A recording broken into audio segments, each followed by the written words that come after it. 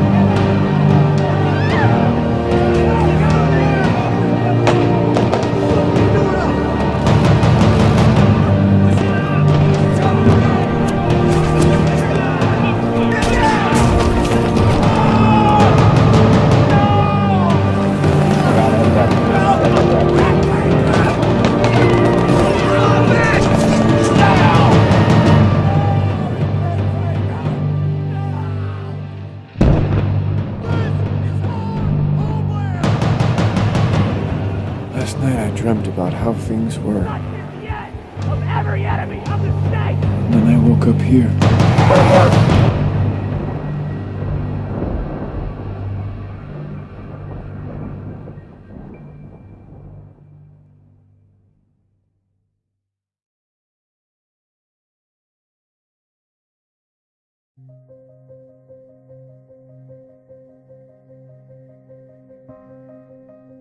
Somebody didn't want the Gray State investigated, explored, and unveiled.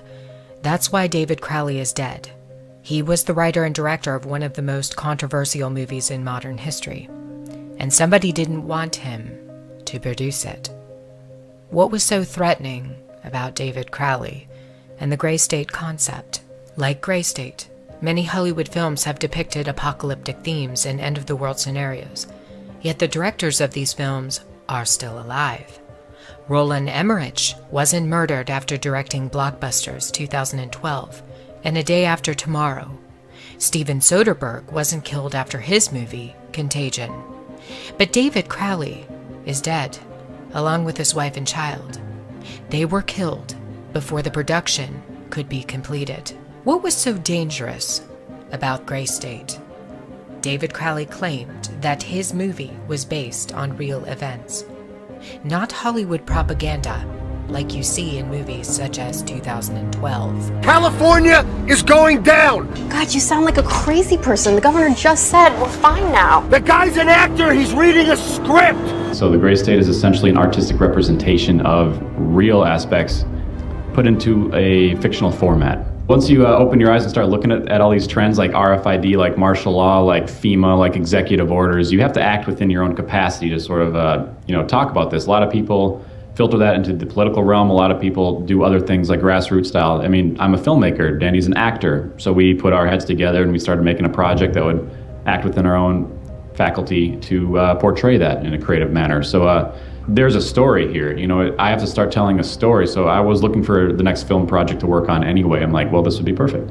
And it's not really perfect because you have to kind of filter down all this stuff into a narrative storyline that's not just propaganda telling you what's going to happen next, like 2012 or A Day After Tomorrow. It's got to be a human story, and it's got to be enduring and compelling. The way we're different is we're independent, and we don't expect any participation from any studios just because of its contentious nature. I mean, anyone knows that Hollywood has not approached this topic so directly before. That's what makes Gray State so compelling. It's that different. Definitely the trailer is our best efforts to kind of show this world and expose these very real issues that exist in our world today.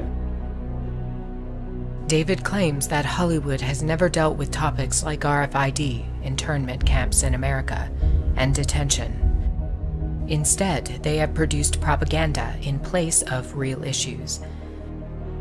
When Hollywood does discuss internment and detention, it's almost always about World War II and the Holocaust. Literally thousands of films have been produced about the Holocaust, and yet one single film that addresses the potential for a Holocaust in the United States is stopped mid-production after its director is murdered. Seems a bit odd, doesn't it? They don't want Americans, Canadians, and other Western countries to know what is coming. And that is a plan to intentionally collapse Western society.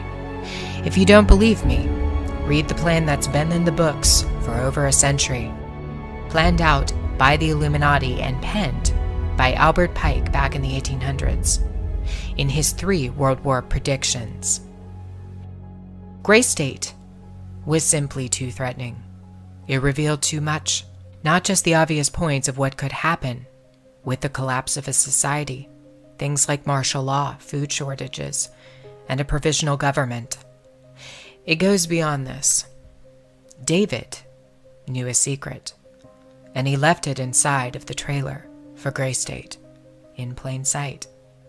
David Crowley used the Illuminati's favorite game against the notorious Cabal. It's a game they've played with the human race for years. They provide clues about the future to toy with us. They did it with 9/11. They've done it with other major catastrophes. It's called predictive programming. On occasion, though, they get outsmarted at their own game. What was David's hidden message inside the Gray State? And could it be the reason for his death? Perhaps the scariest part of Gray State's conceptual trailer is this character here, who appears to be operating a guillotine. David Crowley was very intentional in this frame of the movie. He added something that I believe he wanted the people to know about. Who is the identity of this executioner? If you look closely, you will see that this terrifying character is wearing something around his waist. It appears to look like an apron. The executioner wears a Freemason apron, complete with the all-seeing eye, the compass, and the 2 pillars. I do believe David Crowley is trying to tell us something. He is telling us that the organization behind the French and American revolutions, the organization behind the Italian Revolution of 1830, the organization that outlined a plan to overtake the Vatican in a document called the Alta Vendita, the organization behind the Trail of Tears and the deaths of thousands of Native Americans under Freemason Grand Master Andrew Jackson, the organization behind the Ku Klux Klan in the United States post-Civil War and its rebirth in 1915, the organization behind the detonations at Hiroshima and Nagasaki during 33rd degree Freemason Harry Truman's presidency. These are men with a radical revolutionary agenda throughout the entire world because they worship and follow a radical revolutionary deity, the first to have led a revolt against the Most High Lord. David Crowley knew something, and he was trying to warn the people. The ones behind the FEMA death camps, the guillotines, and the detention of Americans, it's the Freemasons. They're planning a second American Revolution.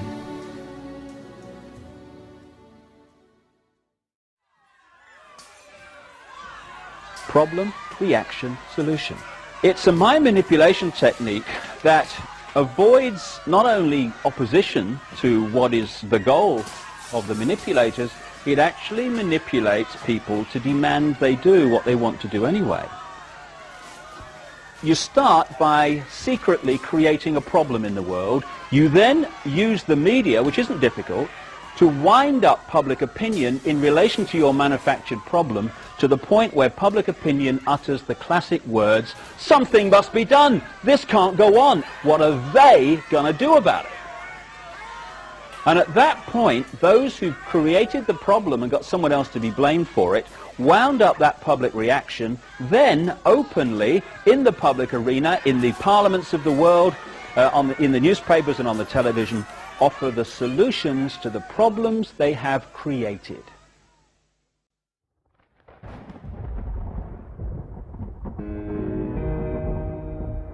The things that I'm going to tell you about today are horrendous, but the flip side of it is some of the things that the New World Order and the Illuminati know, if they were put to good use, would be fantastic. But if you saw what I've seen, it would make you angry that these people are taking what could be used for the elevation of mankind and they're using it to enslave us. Evil men have already divided up the world into regions, and they've got it all planned. They want to rule the world.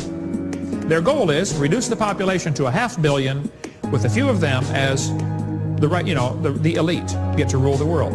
God has plans for the world, and so does Satan. And Satan's plan is no people here, maybe just a few, and a one-world government. The Bible says perilous times shall come. The people will be fierce, despisers of those that are good. Christians are going to be absolutely hated.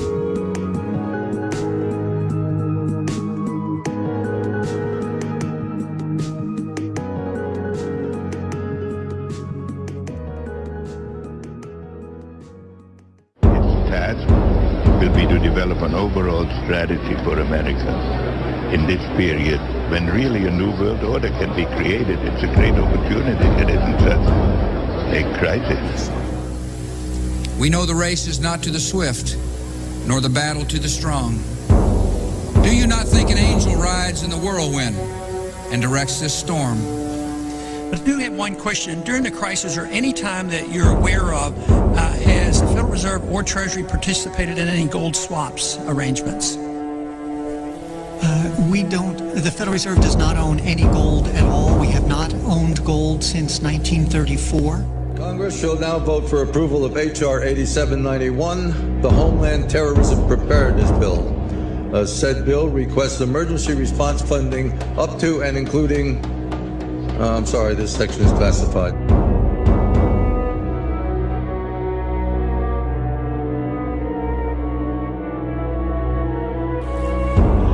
Which passages of Scripture should guide our public policy? Should we go with Leviticus, which suggests slavery is okay, and that eating shellfish is an abomination? Or we could go with Deuteronomy, which suggests stoning your child if he strays from the faith? Or should we just stick to the Sermon on the Mount, a passage that is so radical that it's doubtful that our own Defense Department would survive its application?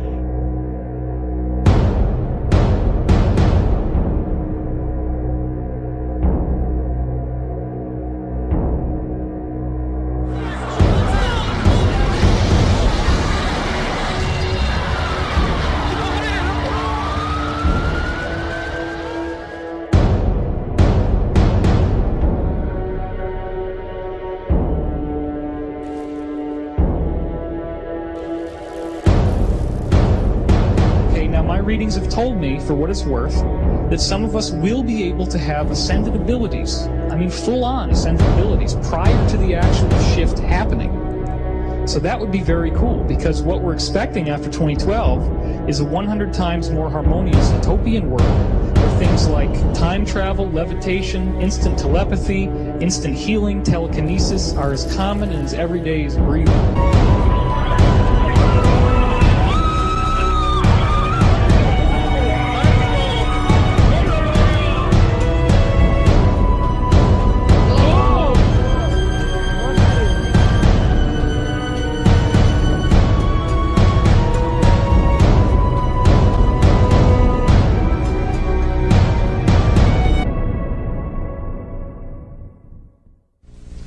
I want to tell you about a few of the things that I have learned during these last 5 years of intensive research. Perhaps the most startling thing that I can share with you is that all of the conspiracy theories that you've ever heard about one world government, about the UN takeover of the world, all of those conspiracies have now been laid to rest. There's nothing conspiratorial about it. It's all published. The UN-funded Commission on Global Governance began meeting in 1992 in earnest and met for 4 years, and last fall released their final report. It is entitled Our Global Neighborhood. If the Bible is simply a book of myths, fairy tales, and stories, then it is disturbingly accurate in describing what we see unfolding in our current world climate. In my personal journey, I've come to the conclusion that the biblical worldview best explains the origin of evil and its many symptoms to mankind. It explains human suffering and the inescapable reality of death and decay that we experience in this world. But most importantly, it reveals why mankind has used deception as its most powerful and reliable instrument to carry out the plan set in motion by an ancient hate. This sacred mission of the world elite has been the primary motivation for the establishments of several layers upon layers of systems in this world. The following sectors are the major components of infiltration in this plan. They include the political, economic, military, scientific, educational, technological, and social facets, with the spiritual ideologies being the main ingredient guiding this massive deception. Many of these facets overlap and build on each other. Using these various components of human society, the world elite are tirelessly working to allow the formation of a one-world currency, massive depopulation, a one-world religion, and of course, a one-world government. With the speed at which things are changing and evolving, never in human history has this plan been more attainable than today. But as I sorted through the many tentacles of this plan, I found that not only are we, the people of the world, victims, but the people who promote and continue to instigate the New World Order and the promise of a new age are perhaps the most deceived and are the ultimate victims.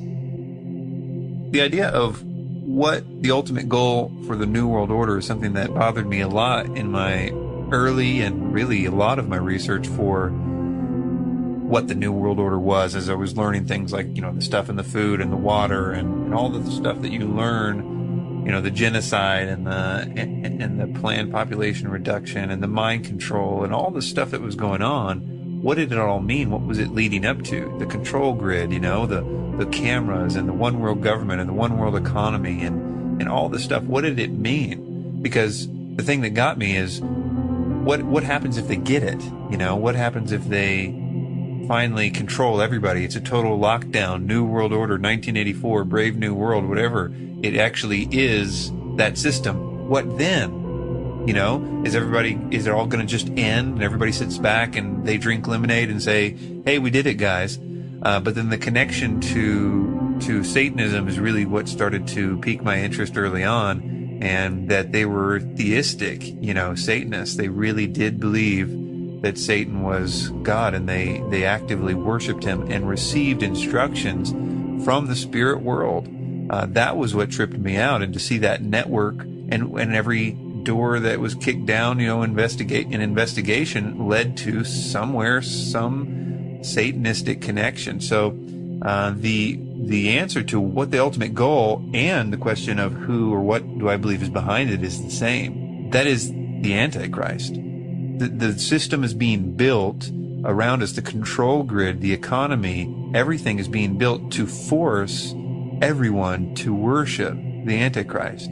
That is what this is all about. That's what makes everything make sense. It's the one component that makes everything make sense. And so what is behind it is a spiritual agenda, as it says in Ephesians 6:12. But it's also something that experientially that you can see in the research of the New World Order, that they are attending rituals, they are receiving instruction from those rituals, and that instruction is to do the nuts and bolts things, to create the system, to do this, to do the poisoning or whatever, all the different conspiracies that are a part of that have some sort of mechanism or use in this future world government, world religion, world economy, which has one purpose, isn't to extract the worship of humanity for an ancient cherub. Tom Horn, in his book Apollyon Rising 2012, stated, quote, "Behind the scenes and beyond view of the world's uninitiated members, the alchemy and rituals of the occult masters, Illuminists, Masons, Bonesmans, Bilderbergers, and Bohemians have combined to harmonize so completely within recent U.S. foreign and domestic policies as to clearly point to a terrifying civil conjecture, a near-future horizon upon which a leader of indescribable brutality will appear. Although this false Prince of Peace will seem at first to hold unique answers to life's most challenging questions, ultimately he will make the combined depravities of Antiochus Epiphanes, Hitler, Stalin, and Genghis Khan look like child's play." So I really see what's going to happen there is there's going to be some person who's just born as a man, he grows up, I believe he's going to be part of the secret societies, he's going to have tremendous influence and power and access to all kinds of high-tech stuff. And among that will be the process known as recombinant DNA. And with recombinant DNA, you can actually open up a gene or a DNA strand, and you can insert a foreign gene into that. So I think what's going to happen is he's going to take Satan's DNA, Satan's genetic code, and he's going to insert it into his own body. And then he is going to become a chimera. He's going to become the beast by actually going through this transformation. The crazy thing is that we have the technology. We know that the sons of God came and did this back in the days of Noah. So we have a biblical precedence for this. And I think we're seeing these kinds of things happening already today.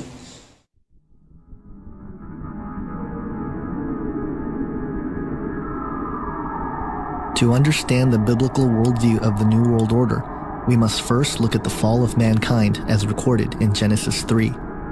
This chapter reveals the origin of the plan, who's behind it, and where it's going. No other ancient text reveals so much about the nature of evil and its methods than the Bible, and this is where it all begins. We all know the story. Adam and Eve were created by God in the Garden of Eden.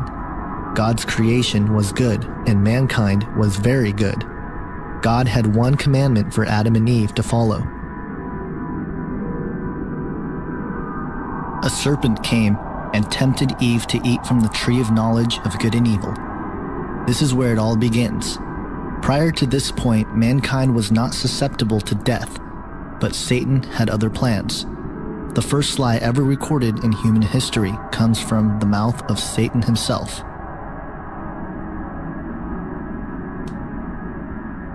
Satan, being the father of lies, was able to redefine what good meant.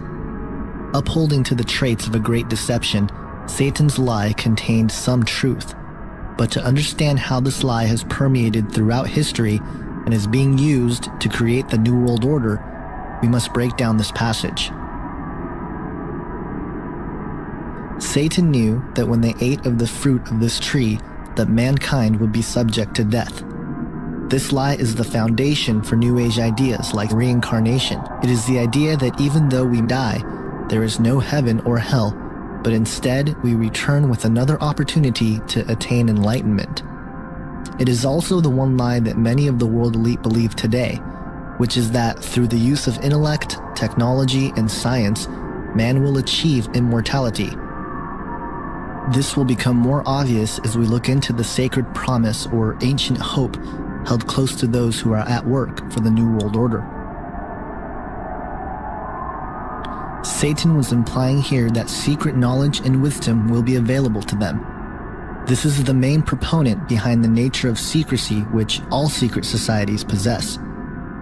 It is the idea that unattainable information will be partitioned to those who submit to the request of the one who holds the knowledge. It also plays on the hope promoted by the New Age movement, which claims that we are all spiritually evolving into a higher consciousness, and that if one would only tap into this universal energy force, they would realize that they are God. The New World Order and its components, secret societies, New Age movement, transhumanist movement, and even the alien agenda in many ways is predicated on this one lie. The idea that man would become God is the elusive carrot on a stick that has been behind many, if not all, of man's attempts to acquire power, authority, and dominion over the masses while conquering death and nature in the process. Furthermore, we can trace ideas like pantheism and the concept that God is a force, or that everything within the universe is God and thus we are God, back to this lie. It is the ultimate deception because it plays on human pride. It is the driving force behind ideas such as morality is relative and karma. It is the denial of evil and accountability to sin. This is the core of the Luciferian doctrine. It is the blueprint to what the select group of men have been working on for centuries. Exclusive knowledge to achieve immortality and become gods, all without the help of the Creator God, but by our own use of intellect. As we will come to see, this idea, which goes by many names like the Sacred Promise and an Ancient Hope, has been sought after by men for centuries. Here's the way they look at it. Here's their metaphor for the end of innocence. Adam and Eve were held prisoner in the Garden of Eden by an unjust, cruel, and vindictive God.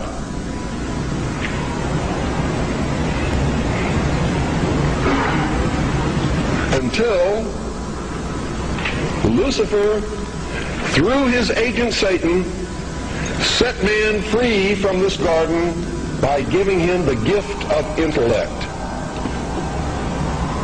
Through the use of intellect, man will conquer the earth, will conquer nature, and will himself become God.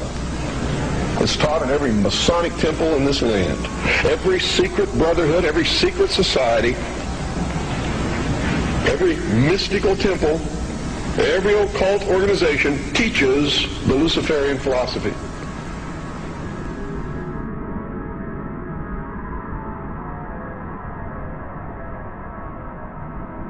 When our founders declared a new order of the ages, they were acting on an ancient hope that is meant to be fulfilled. I believe, and if you read esoteric wisdom philosophers and teachers and so on, this ancient hope is the idea that there has been a plan, an ambition contained within secret societies for thousands of years to resurrect the lost empire of Atlantis.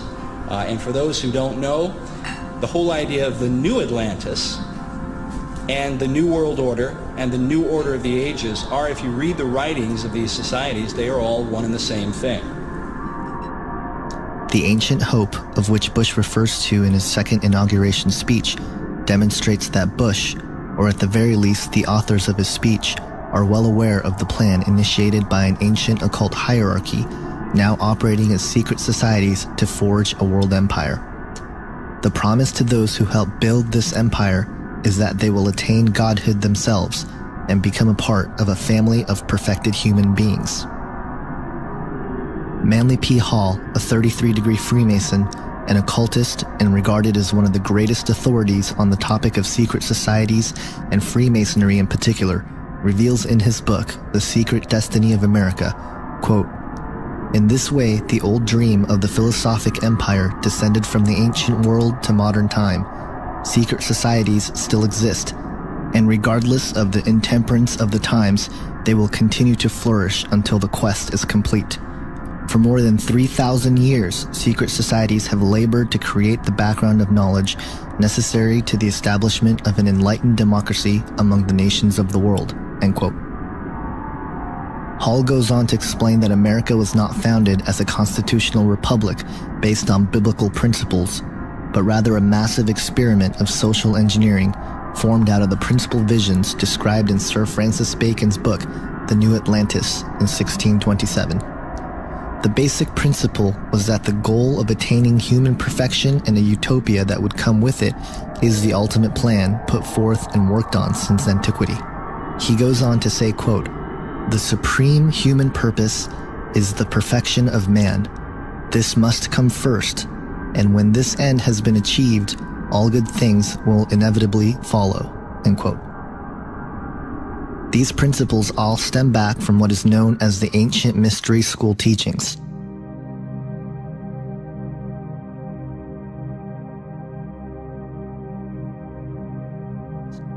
The ancient mystery school teachings is an esoteric, spiritual wisdom and philosophy passed down by the initiated elite for centuries. It is in fact one and the same as the Luciferian doctrine that one day man will become God through the use of his own intellect. This is the religion of the New World Order, which is operating in various degrees under various secret societies, cults, and even high-ranking religious circles. The origin and understanding of the mystery schools and its history can be found in theosophical writings. Keith Thompson, in his film Aquarius, Age of Evil, does a full expose on the founding of theosophy, its connection to secret societies, the New Age movement, Zeitgeist, and ultimately the New World Order. In a document entitled The Mystery Schools, written by Grace Noach of the Theosophical Society, reveals the origin of the ancient mystery teachings. She opens the document, quote, "Millions upon millions of years ago, in the darkness of prehistory, humanity was an infant, a child of Mother Nature, unawakened, dreamlike, wrapped in the cloak of mental somnolence. Recognition of egoity slept, instinctual consciousness alone was active. Like a stream of brilliance across the horizon of time, divine beings, Manasatputras, sons of mind, descended among the sleeping humans, and with the flame of intellectual solar fire lighted the wick of latent mind, and lo, the thinker stirred. Self-consciousness wakened, and man became a dynamo of intellectual and emotional power, capable of love, of hate, of glory, of defeat. Having knowledge, he acquired power. Acquiring power, he chose. Choosing, he fashioned the fabric of his future, and the perception of this ran like wine through his veins." End quote. She goes on to explain the Atlantean connection as, quote, "Time marched on and the race waxed lustily in power. As Lemuria gave birth to Atlantis, the third race to the fourth, the fiercest battle was waged. The war between the Lords of Light and Truth and the Lords of Darkness and Ignorance. Thus were established some 4 or 5 million years ago, when Atlantis was threatening to destroy itself through spiritual iniquity, the first mystery schools. From these early centers sprang other mystery schools in all parts of the Atlantean world. By the time the Atlanteans were in their heyday of material splendor, these schools were working their hardest to stem the increasing tide of sorcery." End quote. H.P. Blavatsky, founder of Theosophy and touted as one of the greatest writers on the topic of the occult and esoteric wisdom, stated that her book, The Secret Doctrine, is the reemergence of the ancient mystery school teachings, as, quote, "The secret doctrine is the accumulated wisdom of all ages, the mysterious power of occult symbolism that the facts which have actually occupied countless generations of initiated seers and prophets to marshal, to set down and explain in the bewildering series of evolutionary progress. It is the uninterrupted record covering thousands of generations of seers whose respective experiences were made to test and to verify the traditions passed orally by one early race to another of the teachings of higher and exalted beings who watch over the childhood of humanity." End quote.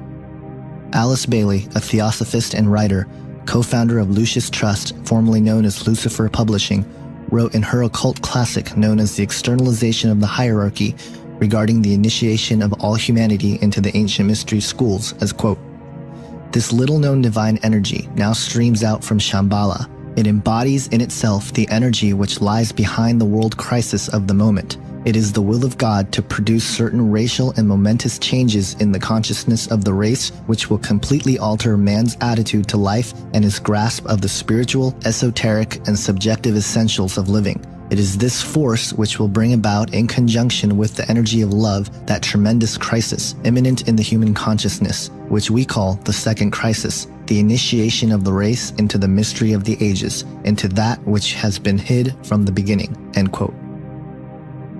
The foundation behind all that is the ancient mystery school teachings are founded upon the idea that, once again, man was given the gift of creativity and intellect so that we ourselves can achieve godhood and become the divine beings of which we were supposed to be through the process of evolution. This idea goes directly against biblical Christianity, who offers salvation to anyone who believes in Jesus Christ. This is why the modern era writers on the topic of the ancient mysteries go to great lengths to try to discredit Christianity, and why secret societies have infiltrated its religious institutions to corrupt many sectors of Christianity, allowing historians to paint a picture of the faith which is utterly false.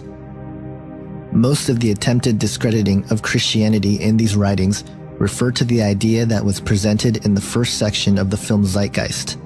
In fact, it is my belief that Zeitgeist is the carrying out of what Alice Bailey referred to as the initiation of the race into the mystery of the ages.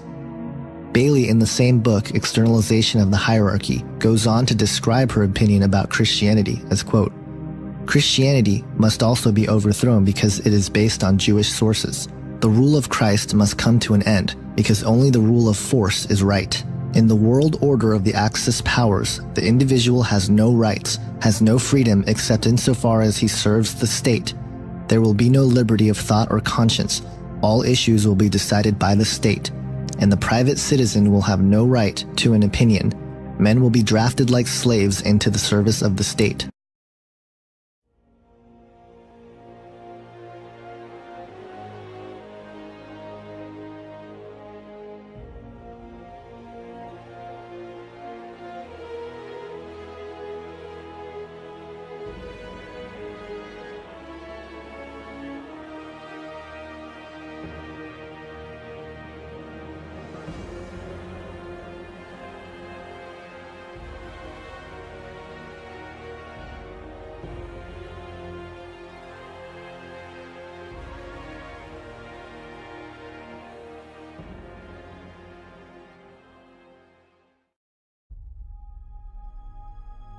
There's something weird going on with Walmart. Are we now seeing the true form of one of the world's largest companies? Is Walmart an entity of the government, operating in the private sector, meant to usher in martial law? Is its purpose found even in its name? I will take you through 6 facts that expose Walmart's deep connection to the US government and its preparation for mandatory RFID chipping and martial law coming to the US. I would highly advise you to listen carefully to this entire video. The information contained in it is extremely important.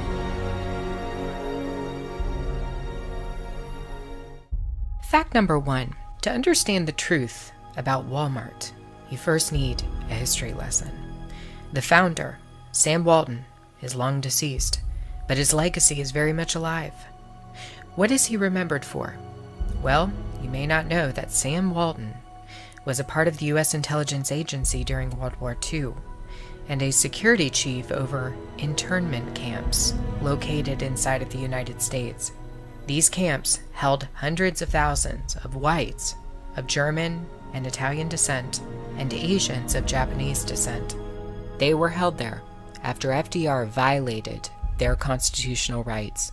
Sam Walton oversaw these prisoners of war. The Walmart U.S. government connection is not new, you see. It goes way, way back. Armed with that information, let us continue to fact number 2. From 2001 through 2016, Walmart has received an estimated $50 to $100 billion in secret subsidies granted by the U.S. government. We know several industries are subsidized by the government to keep prices low. But why Walmart?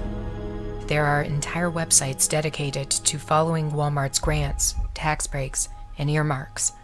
These websites unanimously agree that Walmart has received tens of billions of dollars in kickbacks over the years. Why are they getting so much money? Is it merely to keep their prices low? Or is it for other expenditures? Fact number 3. Walmart has struck a deal with the U.S. government, hiring 130,000 reserve, active duty, and veterans in the United States over the past 3 years. A massive force of highly trained and skilled soldiers. It's an odd fact, because recently they just fired thousands of regular workers and closed 269 stores because of financial problems, or so they said. Walmart explained that their 2016 store closings were an attempt to save money. So why did they just hire 130,000 new employees?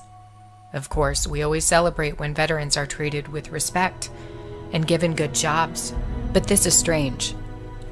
130,000 sounds more like a small army. In fact, Walmart's soldiers make up 10% of the company's total U.S. workforce. That is a huge proportion of new hires, especially for a company who just claimed that they had financial difficulty 6 months ago. What in the world is Walmart doing with its new army? Fact number 4. In the last 20 days, 24 homicides or attempted murders have happened on Walmart's premises around the United States. These crimes range from shootings to stabbings to arson to suicide to attempted vehicular homicide. Having reviewed these alleged crimes, I ask the question, are they even legitimate? Or are they FEMA exercises that Walmart is carrying out alongside the Department of Homeland Security? Many details from the Walmart crimes aren't adding up, and it makes me question the validity of the entire event. For example, I'll play a 911 call from the Amarillo, Texas Walmart shooting. In it, a witness says that 2 gunmen are clearly involved, but later, only one is killed by the SWAT team and no hostages are injured. 6-3 to base, be advised, we got 1 suspect with a hostage in it. There is a second suspect somewhere in the store. We are in the store. My question is, were Amarillo and other Walmart shootings legitimate? The audio in the Amarillo case told us that there were 2 shooters, not 1. Likewise, in other alleged massacres around the U.S., major discrepancies were made that could make one question the validity of the event. In San Bernardino, there were supposed to be 3 shooters, not 2. In Orlando, it was reported early on that 1 or 2 additional people were involved in the 3-hour rampage. People interviewed claimed that the additional people were holding the door shut to prevent escape of clubgoers, yet police insist only Omar Mateen was involved. Why did these police reports contain so many contradictions to the witnesses of the event? Are these DHS exercises in preparation for an outbreak of anarchy in America? Fact number 5. Let's revisit a major point I brought up in a prior video about Walmart. The discounter is literally in the back pocket of the U.S. government, cooperating on a variety of different initiatives. One of these was a massive introduction of RFID chipping into Walmart's supply chain back around 2003, introduced alongside the Department of Defense. Why was the DoD involved with Walmart on RFID?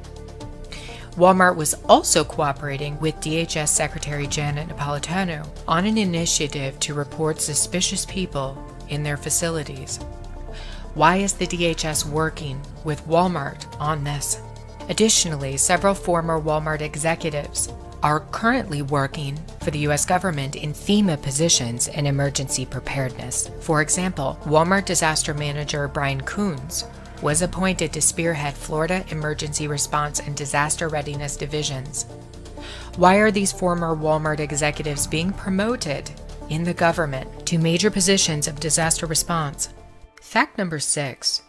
Walmart has recently cooperated with Omar Mateen's former employer called G4S on initiatives in its U.S. stores involving security. Could there be a connection between what happened in Orlando and Walmart? Before I address this, I want to caution viewers. Please do not believe what you are being told on television about Orlando.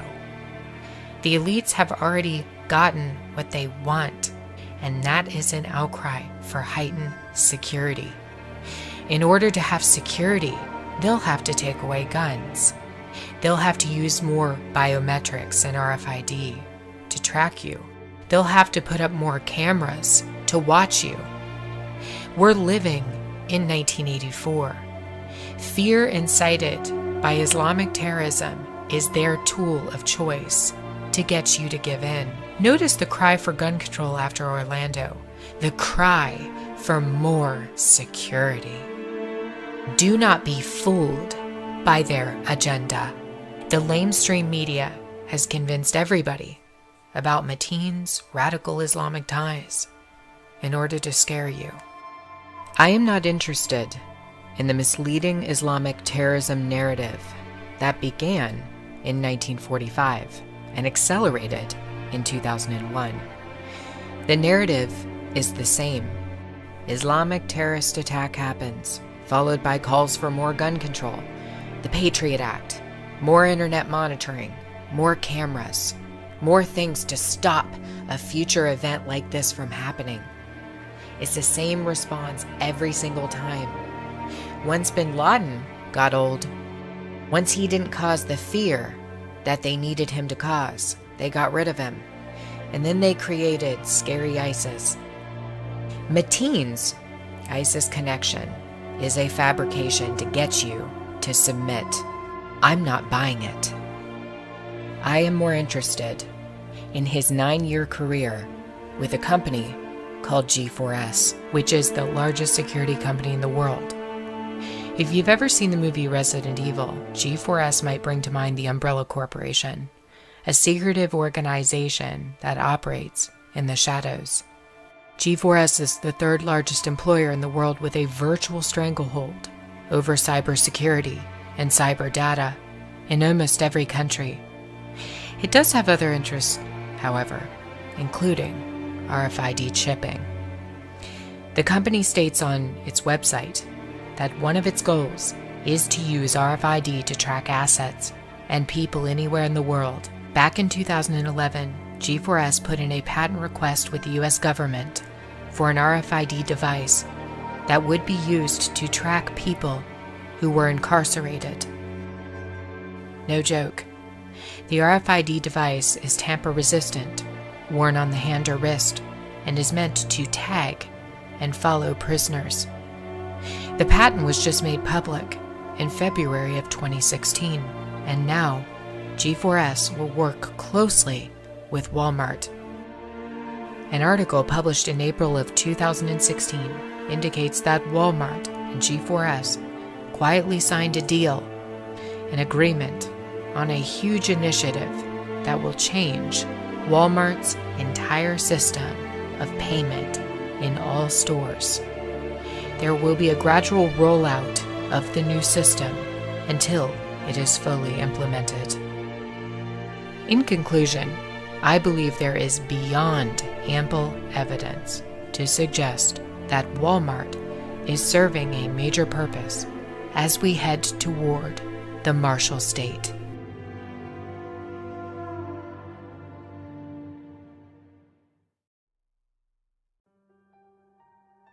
Walmart store closings keep getting stranger and stranger.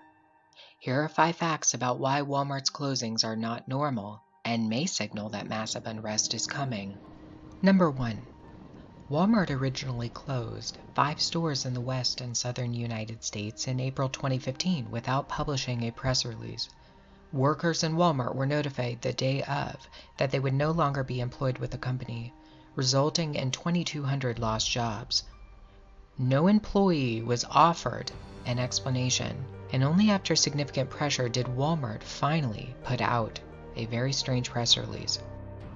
The stores closed due to plumbing problems, and the estimated time for their reopening would be 6 months.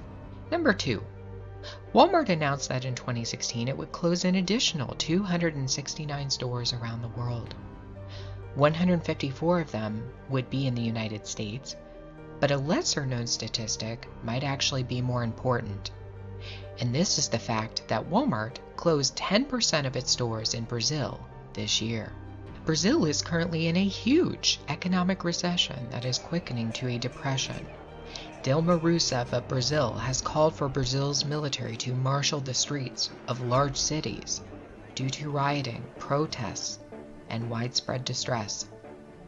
If Walmart's closings in Brazil are any indication of what's coming, then America has much to be concerned about. Number 3. On top of the 269 store closings in 2016, Walmart has closed additional stores for unusual reasons, including a Wylie, Texas Walmart, which was hit with hail damage during a storm. Walmart announced that the store would be closed until further notice. Those sources noted that the hail was marble-sized and did not cause damage to the Walmart in Wylie. Yet, the Walmart closed anyway. Additionally, brand new Walmart stores across the nation are being shuttered. Walmart claims that this is because of their sharpened focus on portfolio management. Store opened just 12 short months ago, the big ribbon cutting attended by local officials. Now the new neighbor they welcomed with open arms will shut its doors for the last time in just 2 weeks. Why would you go to the expense of building a building and putting a store, and then all of a sudden, and they tell their employees they got 2 weeks? Interestingly, just last month, Google, a known partner working alongside the CIA, accidentally leaked a map showing nearly every Walmart in the United States permanently closed. Naturally, the lamestream media did not report this, but an Arkansas local newspaper did. Google was quick to explain that the map was just an accident, and that it was working to fix the problem. Yet it is strange that only Walmarts were shown to be closed on the Google Maps, perhaps a glimpse of a future reality. Number 4. After store closings in 2015, several observers noted that there was a ton of security outside and surrounding the Walmart stores. In fact, there was 24-hour surveillance. Later, FBI and Department of Homeland Security vehicles were photographed outside of the store. And not only this, but tanks, Humvees, and military helicopters were seen around these Walmarts.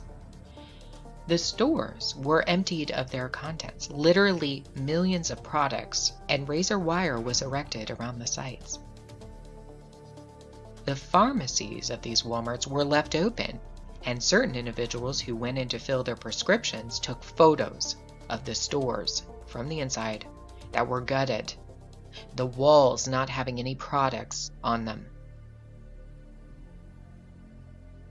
Now, it appears that Walmart is doing the same thing with at least 269 additional stores. One Walmart in Montana has already been transformed into a prison, while other Walmarts, including one in the state of Ohio, look like they have become detention centers. A video from 2010 posted by Janet Napolitano of the Department of Homeland Security proves that a relationship has existed between Walmart and the government involving Homeland Security. Hi, I'm Janet Napolitano, Secretary of the Department of Homeland Security. Homeland Security begins with hometown security. That's why I'm pleased that Walmart is helping to make our communities more safe and secure. If you see something suspicious in the parking lot or in the store, say something immediately. Report suspicious activity to your local police or sheriff. If you need help, ask a Walmart manager for assistance. Why Walmart, one of the biggest retailers in the world, is intricately involved in the DHS is a mystery. Number 5. What you may not know about Walmart might actually shock you. Walmart is an industry leader and pilot of biometric and RFID technology. becoming one of the first Fortune 500 companies to employ RFID throughout its supply chain. Back in 2012 and 2013, Walmart brought Solo Health stations into their store and announced that they were a part of an Obamacare initiative. What very few people took note of was the machine's ability to scan RFID chip technology. Specifically, it had an apparatus underneath the machine that was used to scan RFID chips and to collect huge quantity of data on individuals. An RFID chip was one method of activating the machine's memory, which allowed it to store data on literally thousands upon thousands of people who used it. The Solo Health machine has been under quiet production for many years, with Walmart as a pilot company testing out these machines. Much of what Walmart has done with Solo Health stations has gone under the radar. And in case you don't believe me, I want to read an article from an online publication called Modern Materials Handling. They document that Walmart and the Department of Defense have a long-standing partnership on RFID technology initiation. Going back to the early 2000s, this partnership was to track items as a part of the supply chain. This article goes on to speculate that RFID will be introduced on a much wider scale in 2016, and that RFID needs to be reinvented. Walmart and the Department of Defense have worked together on this. So was RFID just a project to track items, to track products in the store? Or perhaps was it for another reason, to track something else? Are Walmarts now transitioning to their true purpose?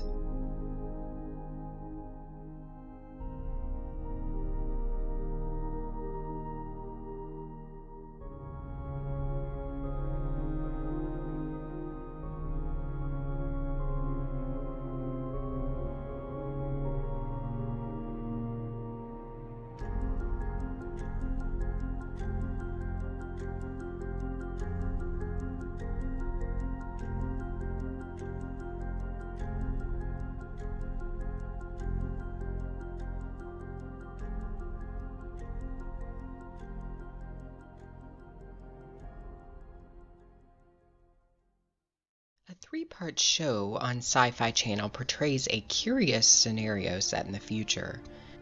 Childhood's End is a television show based on the 1953 novel by the great Arthur C. Clarke, a science fiction writer. This show aired just recently in the midst of the holiday season for many. At a time when many remember the birth of Jesus into the world, Sci-Fi Channel decided to air a show that depicts alien disclosure, the arrival of a satanic look-alike, and the eventual destruction of the world by fire. The themes contained in Childhood's End show an agenda is underway. It has been for quite some time. Clarke's novel is centered around an alien disclosure, where an armada of alien vessels make contact with the Earth. The aliens claim that they have come for the purpose of assisting humanity through a golden age, a utopia, a time of peace, security, and prosperity for all upon the earth. Not all of the people accept this utopia. Some of them protest because they believe in the God of Scripture. In the show, one of the characters' mothers kills herself because of the disclosure. She views her faith in God as incompatible with disclosure of alien life. Despite these people, these protesters, a vast majority of the world is accepting of the utopia, and many abandon whatever faith they once had in the notion of God. The aliens and the people of Earth commonly refer to this time period of peace and prosperity on the earth as the golden age of humanity. Literally, that's what they say repeatedly throughout the show. People never seem to get sick in this golden age. There is no war either. There is one who is appointed as the supervisor of Earth, one who helps to usher in the golden age of humanity. His name is Corellin. For many years, the people of Earth never see him.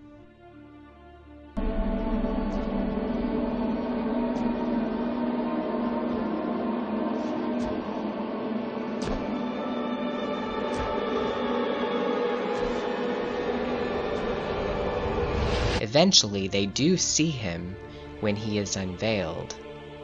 Corellin tells one of the characters the reason why he does not disclose his appearance to the people of Earth. It's because they are not ready to accept what he looks like. But later in the show, he is revealed. What's interesting about his depiction in the show is that it is different from the way he is depicted in the book. In fact, a New York Post article wrote that the director of the show intentionally manipulated Corellin's look, changing him from an alien profile to a character that literally looks like a rendering of Satan. When Corellin is unveiled to humanity, he looks suspiciously like the unveiling of the satanic statue in Detroit that happened this past summer. In fact, Corellin, the supervisor of Earth, is 9 feet tall and flanked by 2 children when he is unveiled, a girl on the left and a boy on the right. The satanic statue is also 9 feet tall, with 2 children on the side of Satan, a girl on the left and a boy on the right. Both the statue and the scene in Childhood's End depict the children looking up to the satanic character with longing, with great admiration.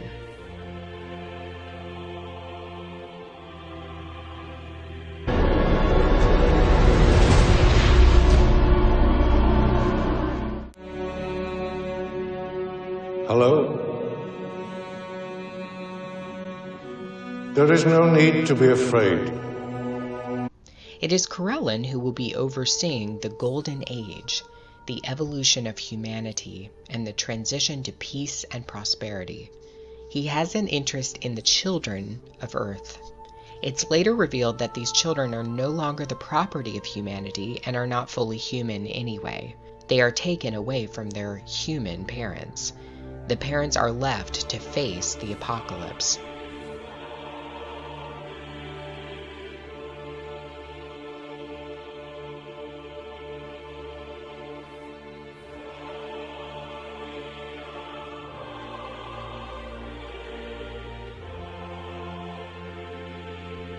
Occult symbols are put on display throughout the show. First off, Corellin has the ability to manipulate and control time and space. He does this on many occasions for the purpose of ensuring that humanity enters the Golden Age without any issues. There are multiple references to the fact that Corellin and the alien invaders are assisting humanity through evolution towards a higher state of consciousness. These aliens are called the Overlords, and they have been on Earth once before. Why do they look like demons? Like our exact idea of devils. They look like our idea of devils because they've been here before. We've been waiting for them. We knew they were coming, so when they brought about this change, it scared us on some deep level because we could never stop it. A relationship between all living things and the stars themselves. Perhaps we've always known the Overlords were coming. Okay, so because of some crackpot ancient philosophy, we knew they were coming to do good. So then why turn them into the personification of evil? Humanity has waited expectantly for them to return. They are not on Earth for the purpose of destroying the Earth, but to do good. They happen to look like the human conception of demons, but according to one character, humanity has incorrectly associated these creatures with evil. Other occult symbols like the eye, the pyramid, the as above so below repeat references to the Golden Age. These symbols show up on multiple occasions. In one scene, we see a man is saved from being shot when the supervisor of Earth, Corellin, intervenes and completely halts the dimension of time.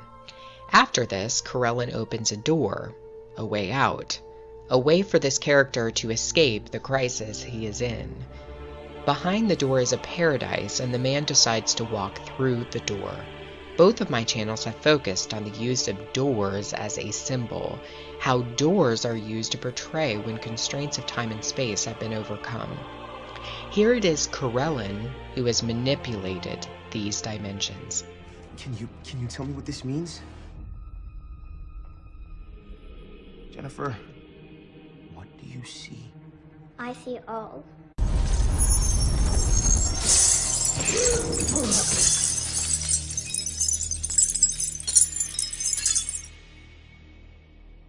The end begins.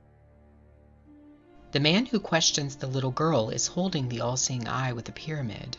We also see the eye of Ra and a $1 bill that is flipped over. The director was intentional here, portraying the Novus Ordo Secularum right before the little girl named Jennifer says, quote, "I see all," unquote. Jennifer is the living human form of the eye, the advent of the eye in human flesh. She is the one who destroys the earth at the end, while Corellin is depicted as attempting to save species of animals off of the earth before its destruction. He takes these animals in his spaceship back to his home planet, where they will be preserved. Childhood's End shows the eventual destruction of Earth with fire. A utopia that all of humanity accepted didn't last. The era of peace and safety ended in decimation. One has to wonder whether this novel, adapted into a television show in 2015, was intentionally pointing us towards something that is coming. We are in the year of light, the Anno Lucius. A supervisor of Earth is coming. He is the Lord of the world. He is not Jesus Christ the Lord. Do not be fooled by their agenda.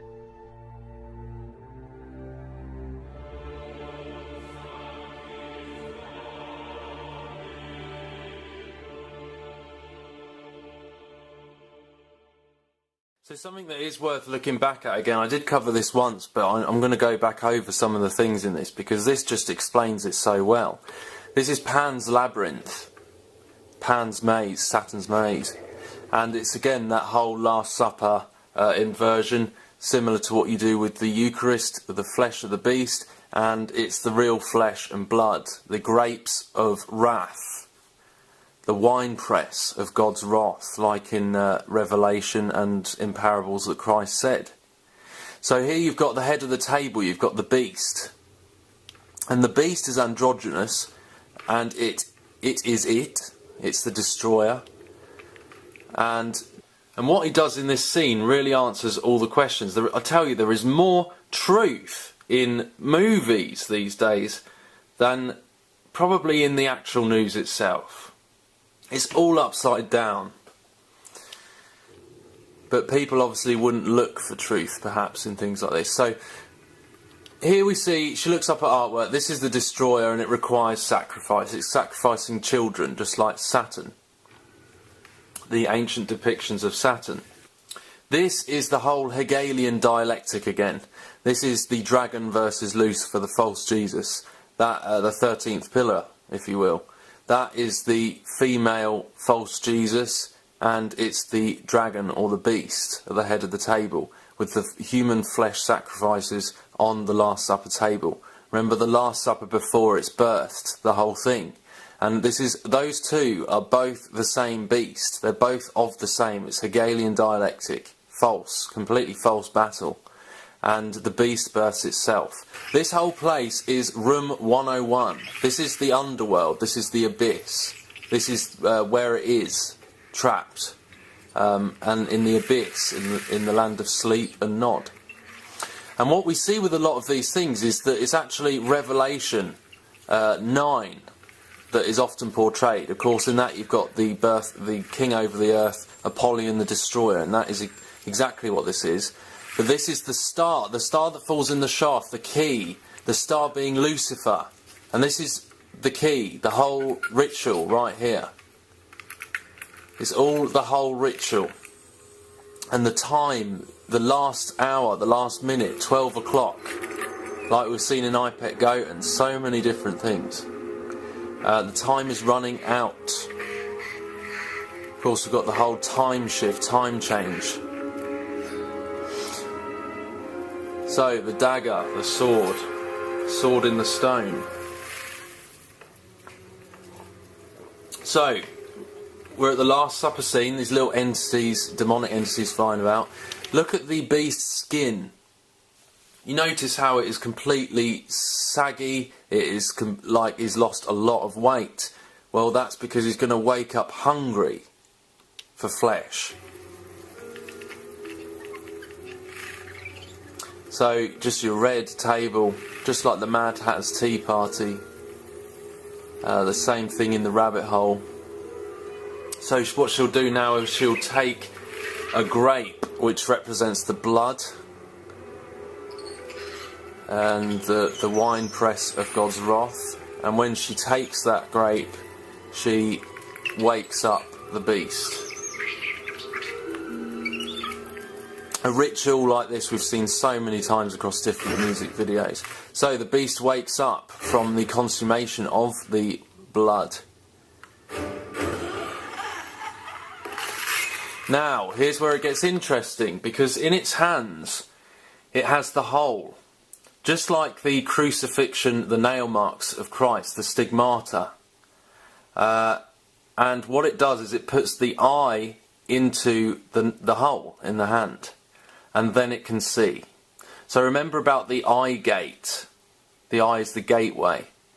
So it's like an inversion of Christ's wounds right there, and almost like the gate is the inversion of Christ's wounds. Like when Christ died, it was a nail in the coffin of the spiritual fallen, the wicked spirits of Satan, of everything.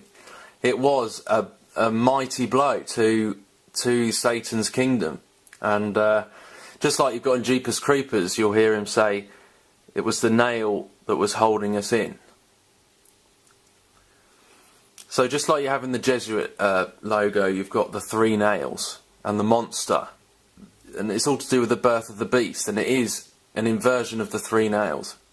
And just like you had in the Hamza hand, that is the vaginal female symbol, the gate, the rebirth. And I believe that, that is an age-old symbol. No one actually knows how far back that goes. But I believe there's a reason why they had to pierce Christ's hands. Spiritually, all of this is the Matrix. All of this is the fulfillment of the Matrix, right? So Christ's death had to be spot on to fulfill everything, to break the curse. It had to be. And we've seen how synchronised all this spiritual stuff is. It's to the T, guys. It's completely synchronised. Synchronicity across the board. The spiritual works like that, it seems to me. That it's very precise. And Christ had to fulfill this in a very precise way. It had to be spot on. So, even when you think that Christ became flesh, Christ became the curse of the flesh. He died at 33, which is 6, carbon, flesh. His nail marks, the Vav, 666, the 3 nails. Carbon is 666. 666 is the number of a man. The beast comes from the flesh. That is our whole problem here. That is what we're trapped in the cell. So anyway, when this beast at the head of the table, he puts these eyes, remember Vision, Oculus? and he can see through those marks. So once again, the nails removed and he can be reborn and he can see. It's the gate. She continues to eat the wine. Remember, this is a completely Hegelian battle.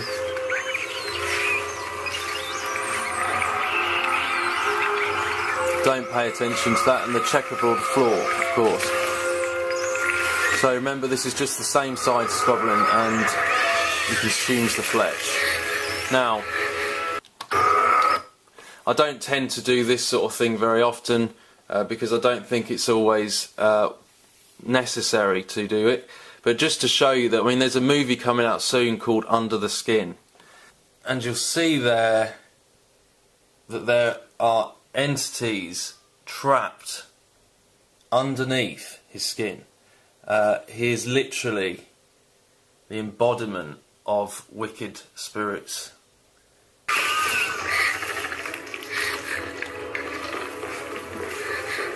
So this is the whole process of the birthing of the beast birthing itself. Remember, the same sides down the shaft, literally seeing with the eye gate in the nail marks in the hand, and the time is running out as she runs towards it.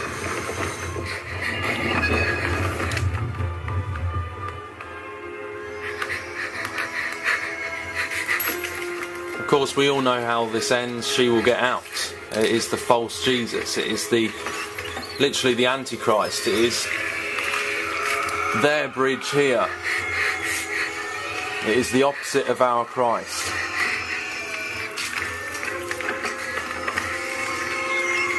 So she draws her own portal, her own gate.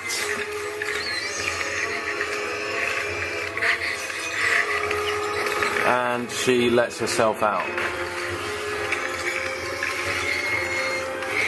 Remember, Lucifer versus the dragon.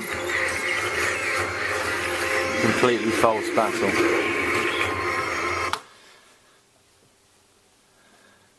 And there you go. That's it right there. And it is like an inversion of Christ's wounds. And there was definitely a reason why Christ was pierced for our transgressions in his hands and in his feet. And this is the truth, guys. And just to follow on from some comments from other people, a couple of people last time, I think there is deception in the name Jesus. I think there is. But I don't think it matters. If your intent is to seek the true Father through the name of Jesus Christ, and you intend the right thing, then you will reach the Father in the name of Jesus Christ. And he is the one who is our Messiah, Emmanuel, God with us. He is the Messiah and he is the Christ. Maybe we'll look into the name stuff again sometime, but just don't get bogged down by it. Everything in our language is riddled with spiritual deception, and we are even taught spelling at school. Our language, we speak spells, guys. The Father can see through that. He can see your heart. And I really, really hope that you reach to the Father and ask Christ to fill your abyss with the spirit of life instead of death and the bottomless abyss. A strange story was published in a local New Zealand newspaper called The Herald that caught my attention. It attempts to explain a mystery beam of light that was radiating out of the center of a volcano on the island of Rangitoto. This light beam was so powerful that it had many local residents puzzled. This initial beam illuminated the entire landscape. It was followed by 2 less impressive blue beams of light over the next 2 consecutive days. Many people were confused and took snapshots of the event. The government of New Zealand has offered an explanation for the beam. It was a ceremony of the Maori people to honor their culture, customs, and heritage. This explanation, however, is not true, and I will expose this later on in the video. In August and September of last year, several beams of light were spotted across the world. But the phenomena didn't stop in 2015. It has continued into 2016, including dazzling displays of light pillars that have shown up in China, the United States, including Alaska, Canada, Northern Europe, including strange beams of blue light that have appeared in the United Kingdom. Scientists have tried to explain the phenomena as ice crystals causing light from cities to form pillars in the sky, while others have said that the beams are part of an aurora borealis. Yet these explanations don't seem to work for all of the images. Most of the pictures aren't from major cities, where there are significant lights that could cause pillars. Additionally, some of the pillars are depicted by themselves without the background of an aurora. For example, this picture, which was snapped in 2016, shows a mysterious blue single beam of light radiating out of the apex of a Colorado mountain.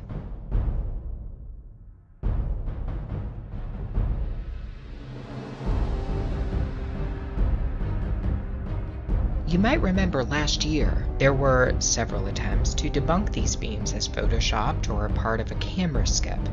And while photoshopping could have been the reason for some of the beams, it doesn't explain all of them, including the one in New Zealand that was captured in multiple photos. For some reason, giant pillars of light are radiating into the sky. Some of them came out of the tops of pyramids and other megalithic structures. Some have suggested that the beams are part of Project Bluebeam, while others have suggested they could be a part of a ley line system, and still others believe they could be a sign that the veil is getting thinner. The Rangitoto beam is definitely not photoshopped. It was witnessed by dozens of New Zealanders who then went online to express concern and confusion. The government of New Zealand said that the beam was meant to honor the Maori, but I have a source who contradicts this claim. A subscriber to my channel who asked that her identity be withheld sent me a link to the story and picture of the beam. She told me that her husband is Maori. The Maori people are native to New Zealand. My source said that the Maori did not put on this light beam as a ceremony or a part of their culture, and that her husband has no idea how the beam of light is connected to the Maori. If we read the article, it says the following, quote, "The magical image is a gift from 13 of the region's iwi to celebrate the Maori identity and heritage of Tamaki Makaurau, the city in Auckland." Again, my source refutes that the lights have anything to do with Maori heritage or identity. So what on earth were these lights for? The article describes the beam as being made up of an installation, 33 powerful lights radiating into the sky, similar to the one used at Ground Zero in New York. The government of New Zealand even posted a video of the beam, except their version only shows 27 high-powered lights emitting a bright blue beam. Why was the beam coming out of the center of a volcano? And was the false explanation of 33 lights showing us, perhaps, who was really behind the beam?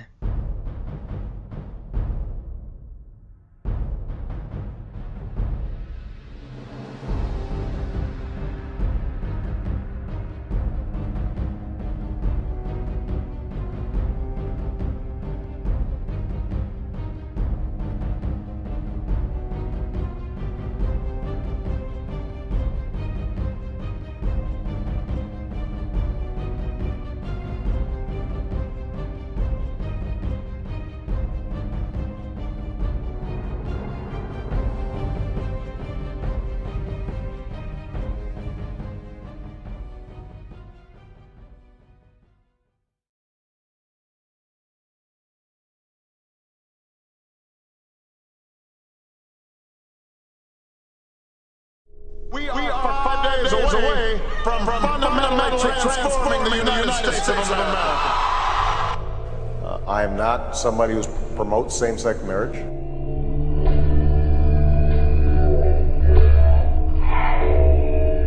I have to tell you, as I said, I've been going through an evolution. It is important for me to go ahead and affirm that I think same-sex couples should be able to get married. I am not somebody who promotes same-sex marriage. It is important for me to go ahead and affirm that I think same-sex couples should be able to get married. Been going through an evolution. Transforming. We are no longer a Christian nation. Transforming.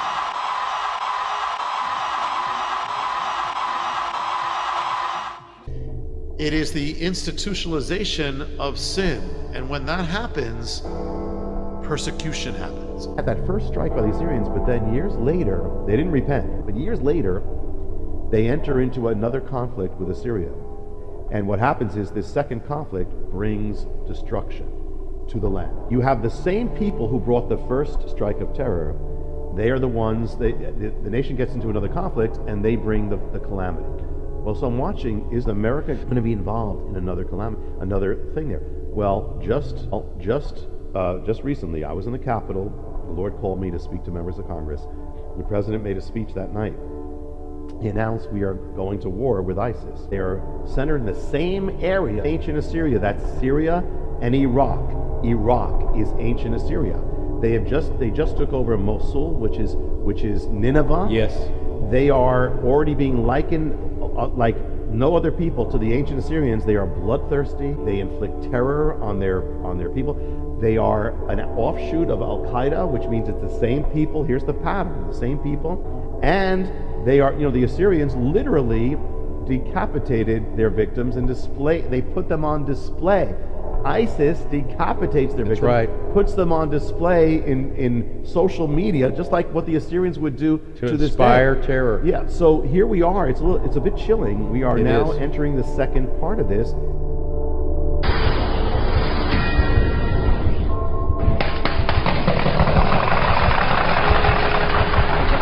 Shooting, and that's when we knew something was wrong, when everybody just dropped.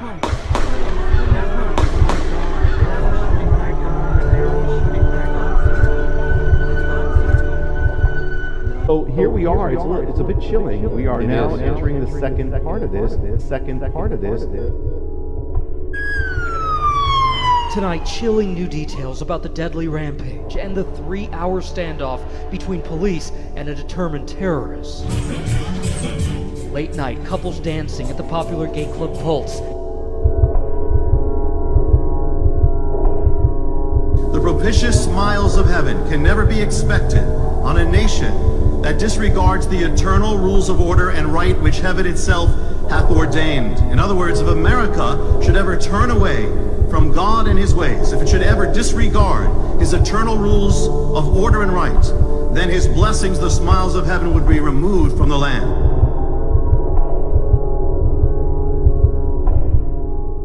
We are fundamentally transforming the United States of America. What happened at the end of June was a tectonic event. It represented a rejection, a profound rejection of the nation's Judeo-Christian foundation and the Word of God on which this nation was initially built. It is the institutionalization of sin, and when that happens, persecution happens. Tonight, the chilling details of what the gunman said during that 3-hour siege. Just after 2 a.m., Omar Mateen arrives heavily armed with a high-powered assault rifle, a handgun, multiple rounds of ammunition. Islam is not part of the problem. It is an important part of promoting peace. He had retreated with several hostages, calling 911 30 minutes after the gunfire started, telling the dispatcher, "I want to let you know I'm in Orlando and I did the shootings." What I can tell you is that while the killer made these murderous statements, he did so in a chilling, calm, and deliberate manner. When asked his name, Omar Mateen responds, "My name is I pledge allegiance to Abu Bakr al-Baghdadi of the Islamic State." This is a federal terrorism investigation led by the FBI.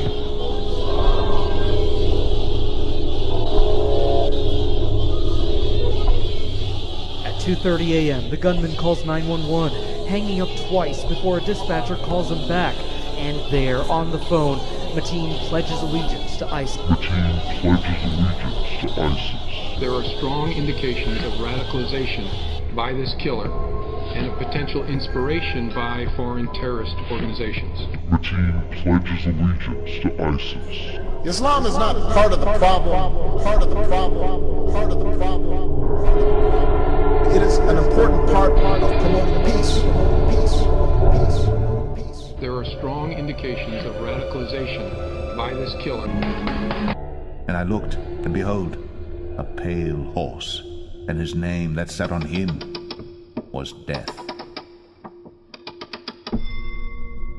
We are no longer a Christian nation. The newest terrorist organization known as ISIS is overtaking Al-Qaeda's reign as public enemy number 1. And welcome to Hannity. And tonight, the left's utter incompetence has completely ruined our foreign policy, now creating chaos all around the world and a crisis right here in America. Now, the suicide bombings in Turkey and the terror attack in Orlando, they're just the most recent results of major missteps at every single turn over the past 7.5 years by President Obama and Hillary Clinton. ISIS, the Islamic State of Iraq and Syria, driving toward Baghdad. The jihadist group so extreme, even Al-Qaeda wants nothing to do with them. There is a mosque in every state in our union, and over 1,200 mosques within our borders. We are no longer a Christian nation. Islamic militants are unleashing brutality and bloodshed. It is important for Western countries to avoid impeding Muslim citizens from practicing religion as they see fit.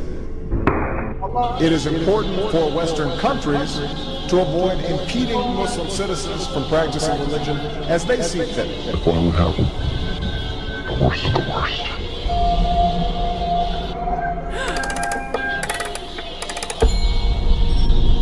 It's taken some work, but I thought it would happen. The worst of the worst. I consider it part of my responsibility as President of the United States to fight against negative stereotypes of Islam wherever they appear. Where? Let's just say I put him in the hole to away the hole. There's rumors, Amanda, that some of them have abilities. Oh, yeah. I have seen the banners. Maybe Superman was some kind of beacon for them to creep back in the shadows. The future must not belong to those who slander the Prophet of Islam.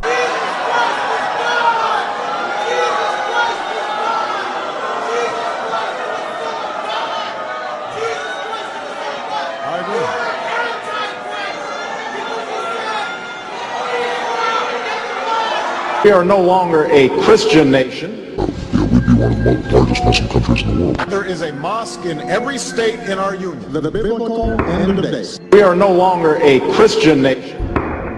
And over 1,200 mosques within our borders. Maybe Superman was some kind of beacon for them to creep back from the shadows. Maybe Superman was some kind of beacon for them to creep back from the shadows. Now let's start from the beginning. Now, Barack Obama, remember, he kicked off his presidency by going on that apology tour. He was promising a new relationship with the Muslim world. We are no longer a Christian nation. The enduring faith My Muslim faith of over 1 billion people is so much bigger than the narrow hatred of a few. I also know civilization's debt to Islam. The future must not belong to those who slander the Prophet of Islam. I also know civilization's debt to Islam. The enduring faith. My Muslim faith. American Muslims have enriched the United States. We are no longer a Christian nation. There is a mosque in every state in our union. We are no longer a Christian nation. And over 1,200 mosques within our borders. Let there be no doubt, Islam is a part of America. We are no longer a Christian nation. And I consider it part of my responsibility as President of the United States to fight against negative stereotypes of Islam wherever they appear.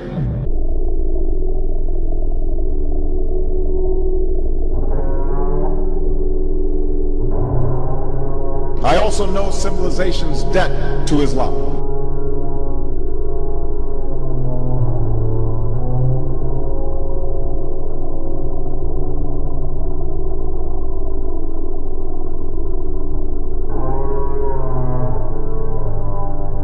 We are no longer a Christian nation. He was promising a new relationship with the Muslim world, which of course paved the way for instability and of course an explosion of violence now. It is important for Western countries to avoid impeding Muslim citizens from practicing religion as they see fit. At home, the White House has dangerously ignored the rising threat of radical Islam. Get this, the FBI now says that there are active ISIS-related cases now in all 50 states with over 1,000 total investigations. There is some fear that some of these refugees may actually be posing as refugees, but they might actually be Al-Qaeda or ISIS terrorists trying to sneak into Europe or the United States. What do you make of that? Well, certainly that's a possibility. I mean, you can't dismiss that out of hand. We should be conscious of the potential that Daesh may attempt to embed agents within that population. The group is probably exploring a variety of means for infiltrating operatives into the West, including in refugee flows. And when it comes to America taking in refugees from Syria, well, you know the president, Hillary Clinton, they have flat out ignored the warnings from top U.S. intelligence and national security officials that are warning ISIS will infiltrate the refugee population. Want to assemble a task force of the most dangerous people on the planet who we think can do some good. Oh, you know what? They're bad guys. Exactly. And if anything goes wrong, we blame them. We have built-in deniability. What makes you think you can control them? Because getting people that act against their own self-interest is what I do. Because getting people that act against their own self-interest is what I do for a living. Because getting people that act against their own self-interest is what I do for a living. He prematurely, he withdrew U.S. troops from Iraq. Well, that created an opening for ISIS to grow and take over cities that many Americans fought, bled, and died for. News military analyst, retired General Tom McInerney is with me now. General, thanks in advance for the time. Do you agree that Hillary Clinton helped in some way ISIS to get off the ground or thrive? Absolutely, Deirdre. Look, the mayor pointed out, when we withdrew from Iraq, we created the conditions that destabilized Iraq, made it a proxy of Iran, and enabled ISIS to flourish. In addition, when she destabilized Libya with the attack on Libya, Benghazi grew out of it. At Benghazi, CIA had a classified covert program that they were shipping weapons into Turkey that were going to Syria, and they were being given to ISIS and the al-Nusra, both radical Islamist groups. Now, ISIS was only that big then. Now, of course, they flourished, and they were hoping that ISIS would take down Assad. But they supplied weapons that was approved by the president and Hillary Clinton to ISIS. What difference at this point does it make? They supplied weapons that was approved by the president and Hillary Clinton to ISIS. Want to assemble a task force of the most dangerous people on the planet who we think can do some good. They're bad guys. Exactly. And if anything goes wrong, we blame them. We have built-in deniability. What makes you think you can control them? My favorite, after the Orlando terror attacks, Obama's Attorney General, Loretta Lynch, she claimed love was the best way to defeat radical Islamic terrorism. Our most effective response to terror and to hatred is compassion, it's unity, and it's love. Wow. Transforming.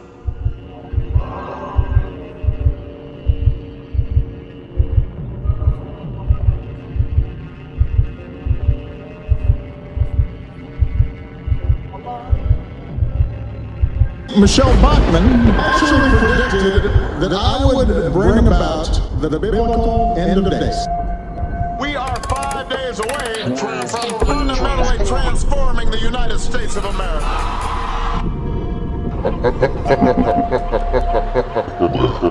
Let's just say I put him in the hole to away the hole.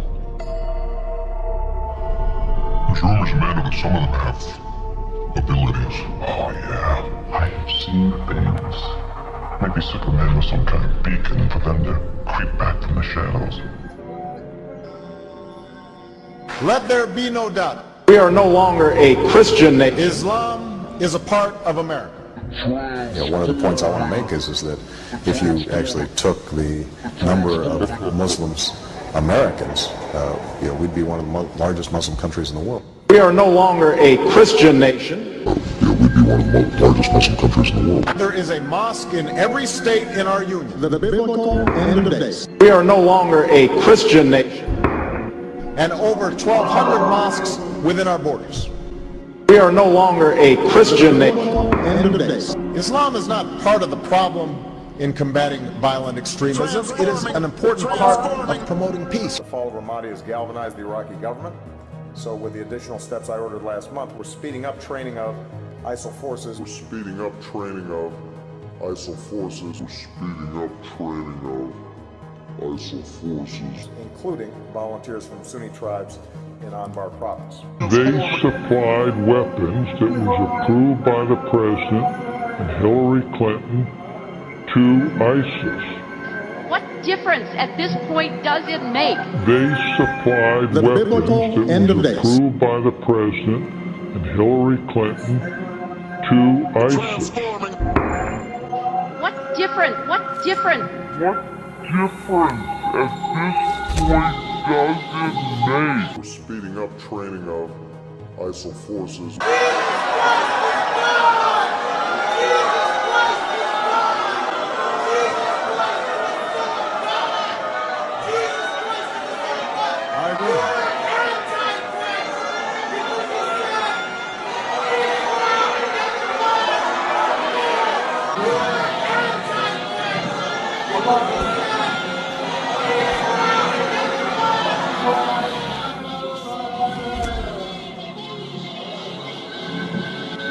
In the United States, rules on charitable giving have made it harder for Muslims to fulfill their religious obligation.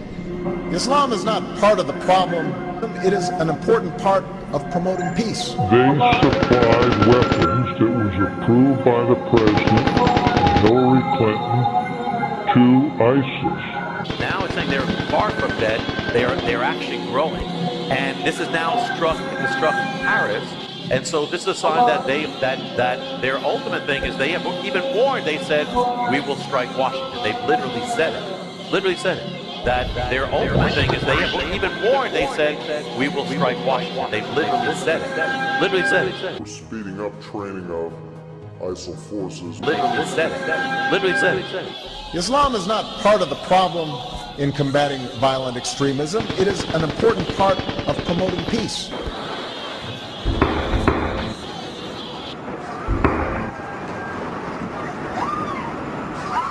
Muslims have enriched the United States. All of you know who I am.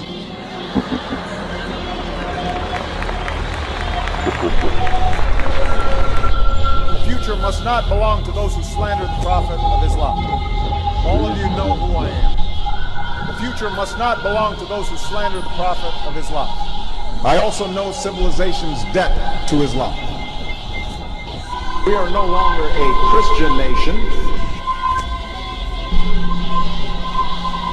The future must not belong to those who slander the Prophet of Islam. I also know civilization's debt to Islam. The enduring faith of over 1 billion people is so much bigger than the narrow hatred of a few. It's so much bigger than the narrow hatred of a few. They supplied weapons that was approved by the President and Hillary Clinton to ISIS.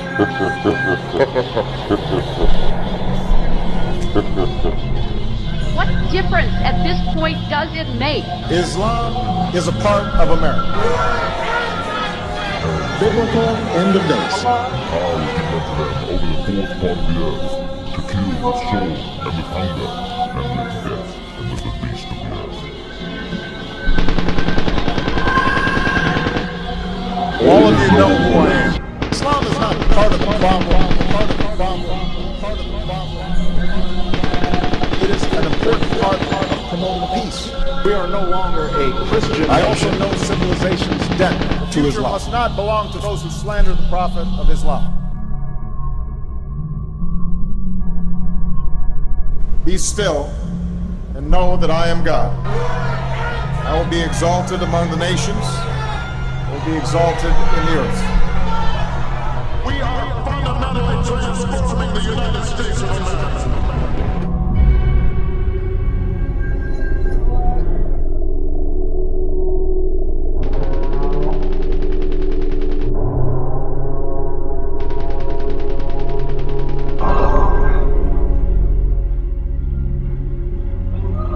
There is a mosque in every state in our union and over 1,200 mosques within our borders.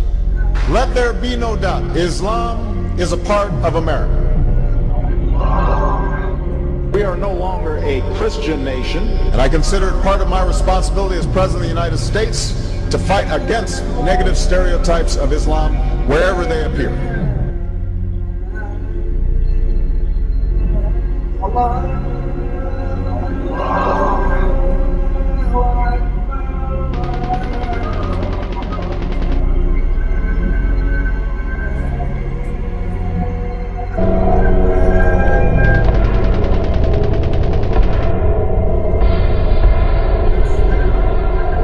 Man cannot escape his fate.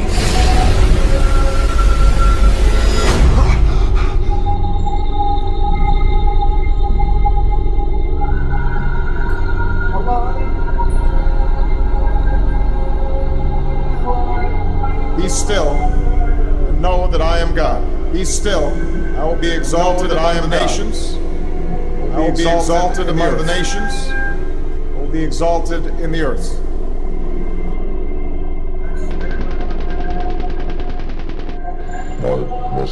There are strong indications of radicalization by this killer. The future must not belong to those who slander the Prophet of Islam. There are strong indications of radicalization by this killer. I also know civilization's debt to Islam. We are no longer a Christian nation. There are strong indications of radicalization by this killer.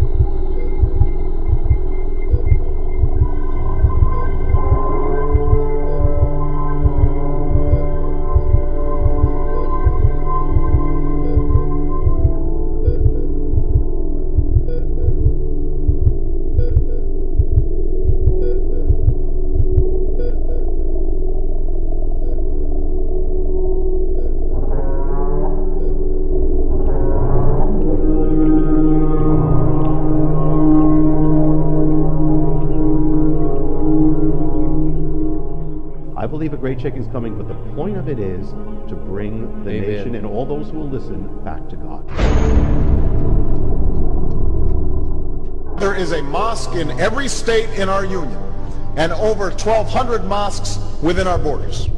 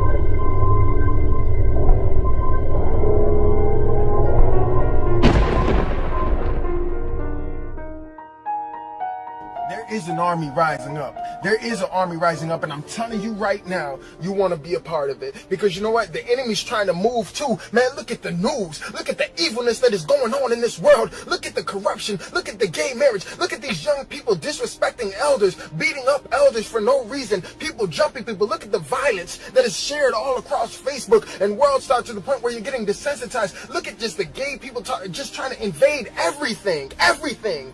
The devil's voice is loud and clear, and he's trying to defy God stronger than ever before.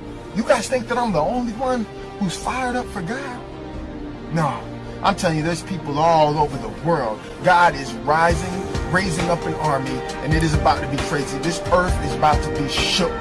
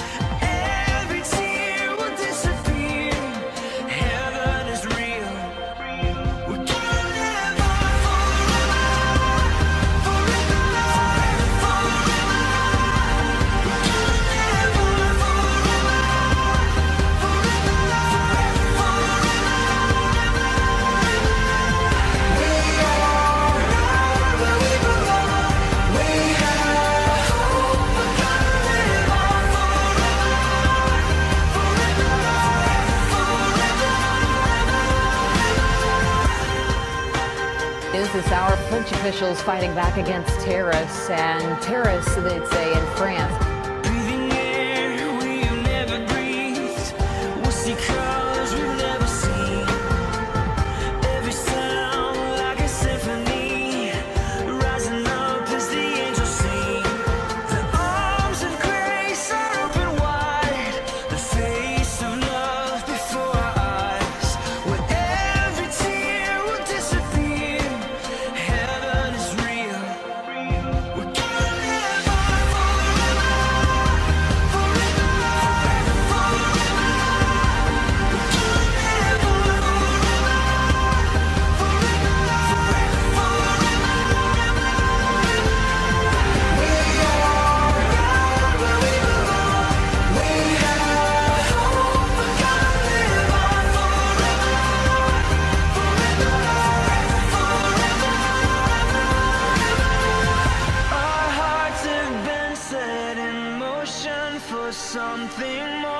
Something more than we could ever imagine. There's so much more, there's so much more. Our hearts have been set in motion for something more than we could ever imagine. There's so much more, there's so much more.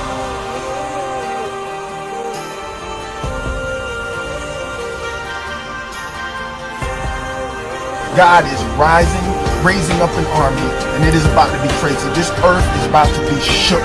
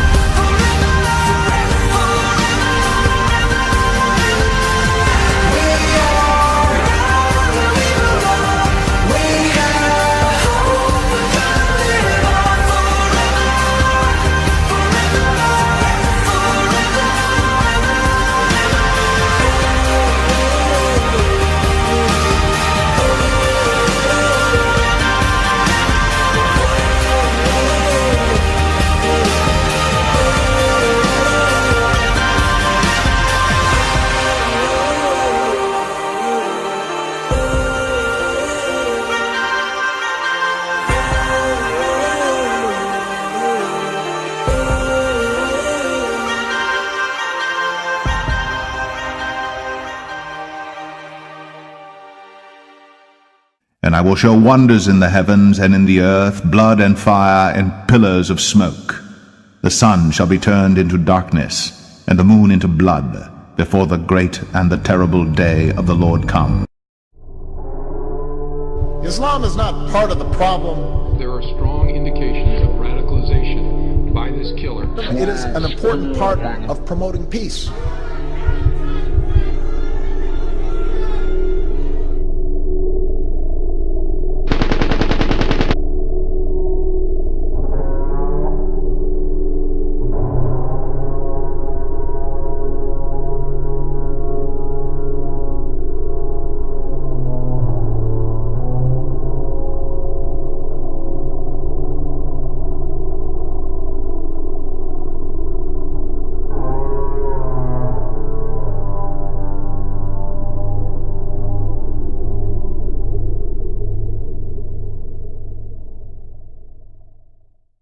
Peace on earth, casting crowns.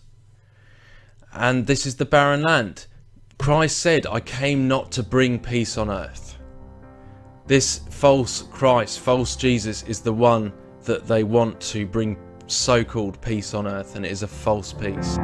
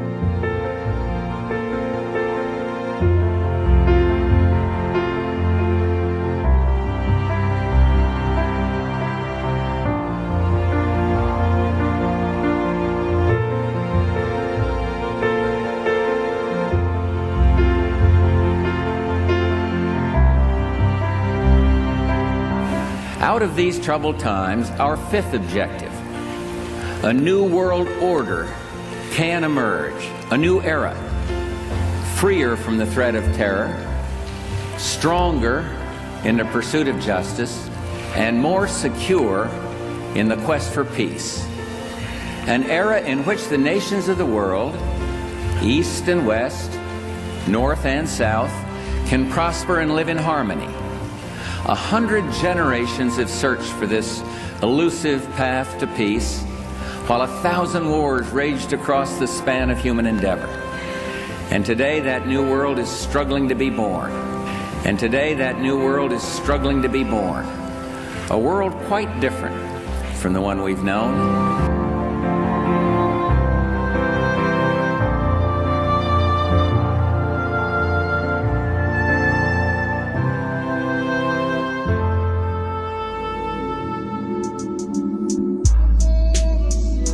Quite simple. See, Jesus said, by the fruits you will know them. By the fruits you will know them. When I read in the Bible where he says, I am, I just smile and say, yes, I am too. When I get to glory, all my bills will be paid. Brother, I won't have bills in glory. I won't need to have my bills in glory. Then why? You need more money. Because money is a tool that can accomplish phenomenal things. But I believe God with you that as you sow tonight, you're going to sow this and you're going to reap that. Give them a supernatural miracle tonight.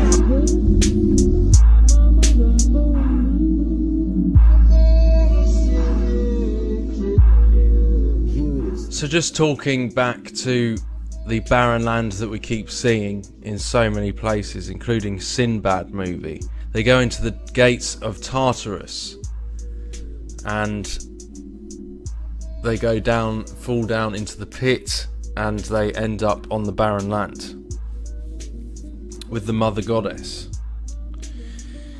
And the rapture we keep seeing is the aperture of the camera from the barren land. I don't even know where the word rapture came from. That's something I need to look into, but I certainly know it isn't a biblical doctrine or term. And I've always been skeptical about the word rapture, but it's interesting that aperture is very, very similar. In fact, it's rapture when you put it, swap the letter around. And of course we see it's the camera lens, the shutter, in the sky, the spiral. And we keep seeing it over and over again, and that's the portal.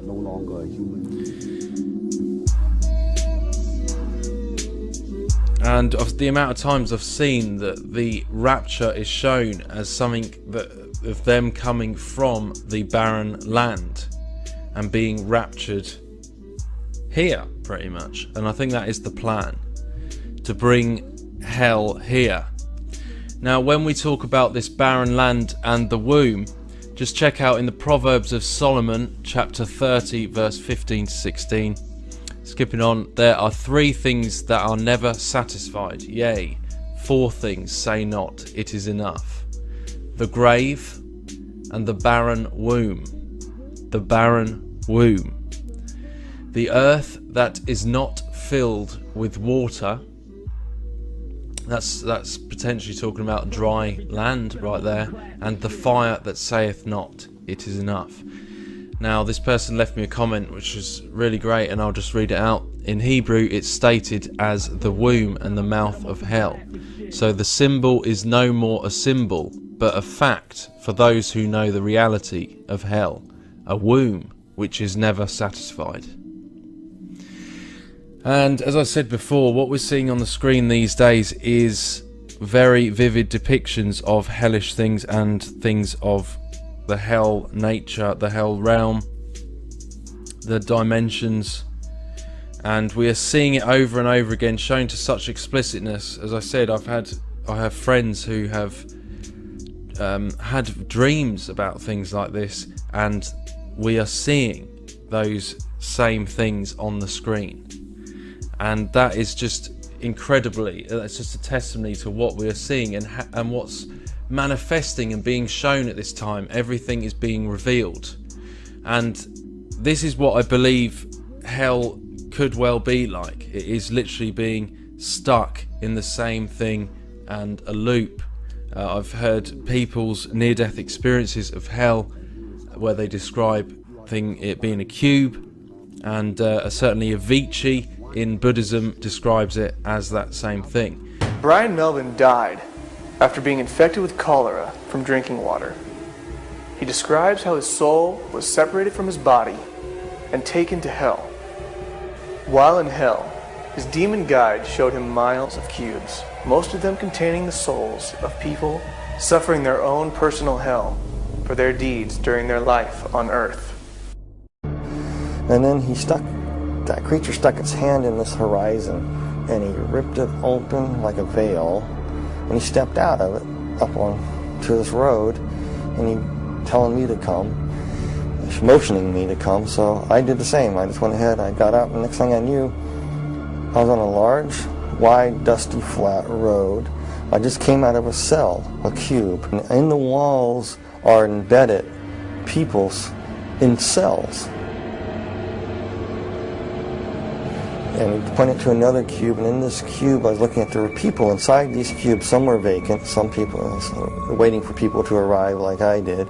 There's this person in there, and I was just looking at them, and then it was showing me another person.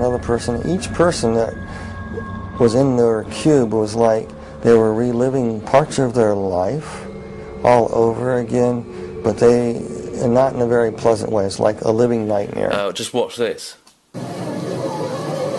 There you have the stone rolling away, and you see down into the womb. What the hell is this? There was a kid behind a piano that looked exactly like this. So they find out in this place that it's actually, they find things of their past in there. This piano was from his childhood, but it's all a loop. It's all torture in this way, and what they've done in life comes back to haunt them, etc. I used to play it all the time. The A4 key was messed up. So you see how this is a representation of hell. What's going on? Just over and over again. It doesn't matter always even what order it's in. It's just showing the same thing over and over again. So it's the inscription over the gates of hell. and they were made to crawl on their bellies in the kingdom of darkness. You see here, the walls again are made of bodies. This is such a vivid depiction of hell. And he goes down the rabbit hole, and inside the belly of the beast, he sees that this place is literally lined, the walls are literally lined by bodies.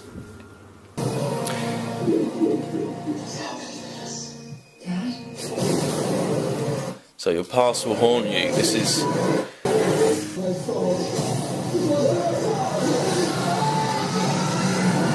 And this is what people want for entertainment, which I can't believe. Anyway, look at the name of the movie and look at the symbol they've used.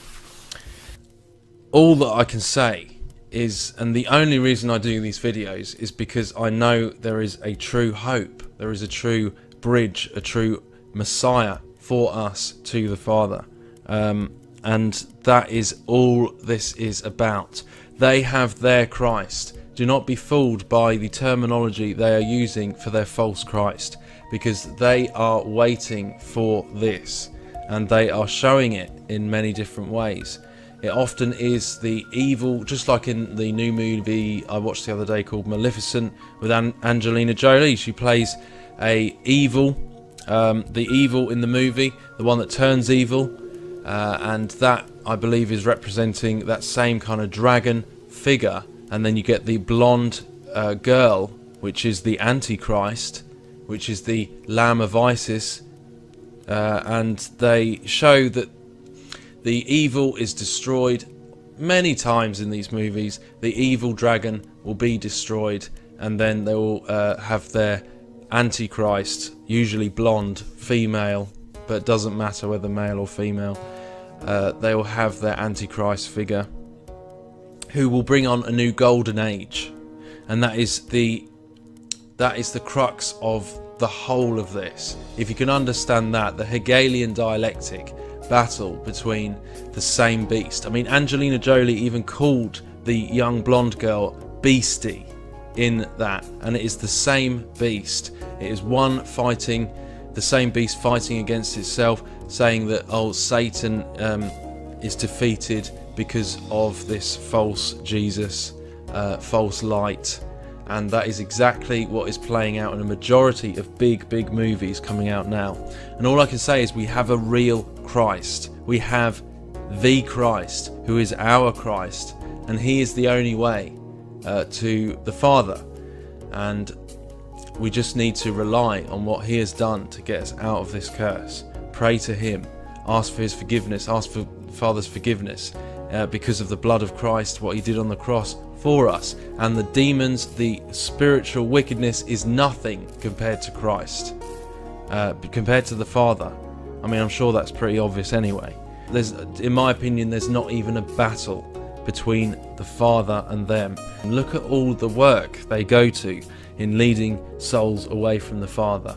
Then you've got to think to yourself, why do they blaspheme Christ? They're clearly trying to hide something that is incredibly important, and that is exactly why they are blaspheming Jesus Christ in nearly every movie that you will watch. If we really want to be discerning in this time, how would we discern without the knowledge of what to discern from?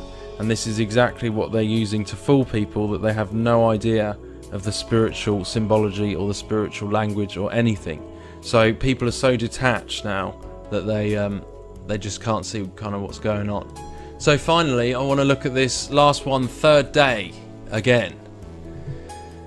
And we've got those same three colours like for Superman colours, the red and the blue pillar,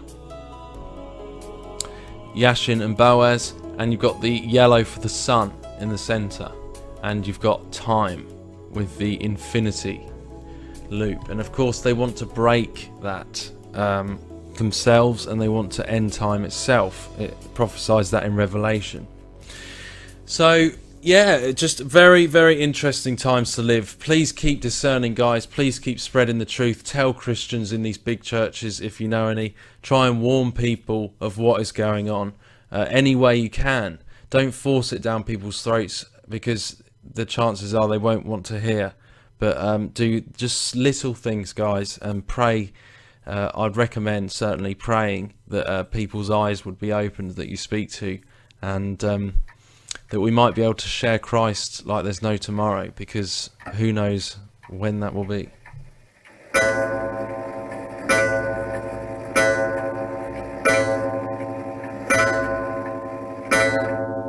Your rod and your staff, they comfort me.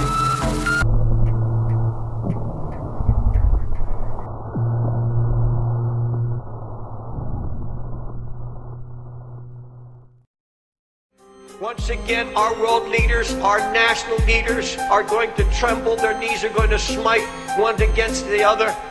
Their countenance is going to change. They're going to be astounded, greatly troubled. We are blind to these things. The handwriting is on the wall now.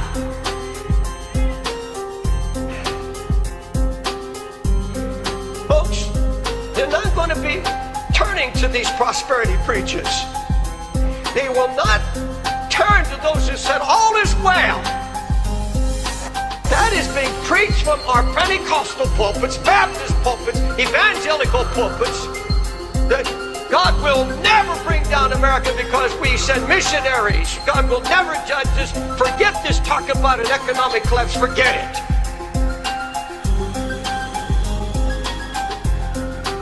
And they tell us that people don't want to hear preaching about sin anymore. They tell us that you have to be non-confrontational. There's a church in San Diego, a charismatic church, that advertises, I told you this ain't your mama's church. 15 minutes of singing, 15 minutes of lecture, and football scores during the service. Wait till the wall. His finger appears. Daniel comes on the scene, not to flatter. He doesn't come to give them what they think they want. He knows, because he's been on the knees, what they need. Listen to what he said. Thou, Belshazzar, you have not humbled your heart. You have lifted up yourself against the Lord of heaven. Your days are numbered. Your kingdom is finished. You're weighed in God's balance. You're found wanting. Belshazzar, it's all over. He told it like it was. He told it unadulterated, untainted, and they loved it.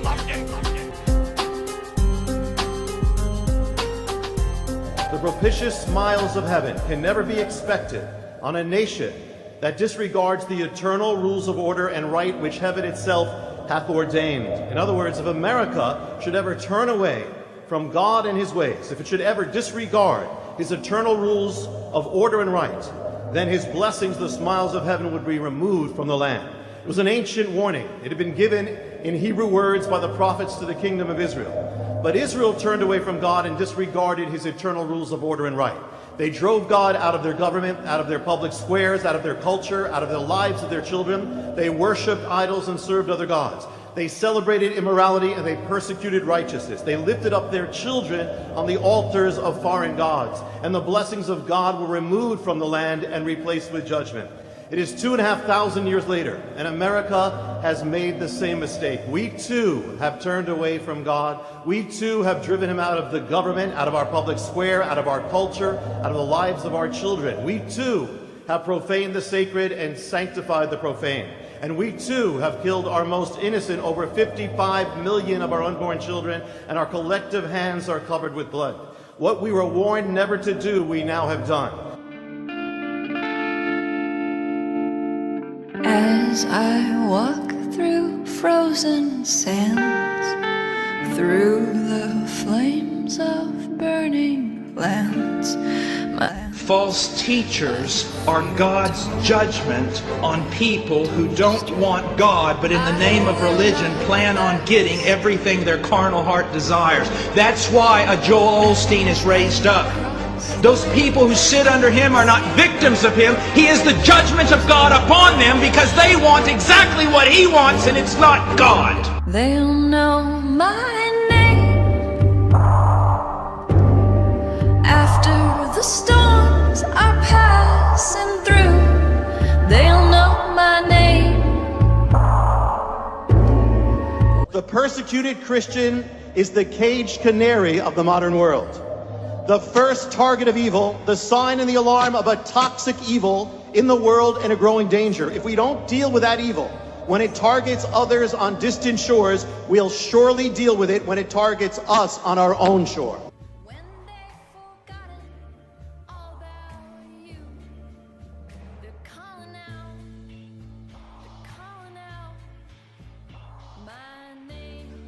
And you know, the enemy says, I will ascend and I will sit on the throne of God.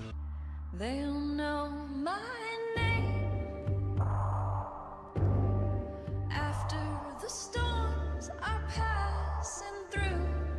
They'll know my name when they've forgotten all about you. They'll know my name after the storms are passing through. What is the rainbow? The rainbow is a sign of the mercy and judgment of God. It's another thing. And what is it? You know, it's saying, and what also is the rainbow? The colors, the rainbow, the Bible says, it's the colors that surround the throne of God.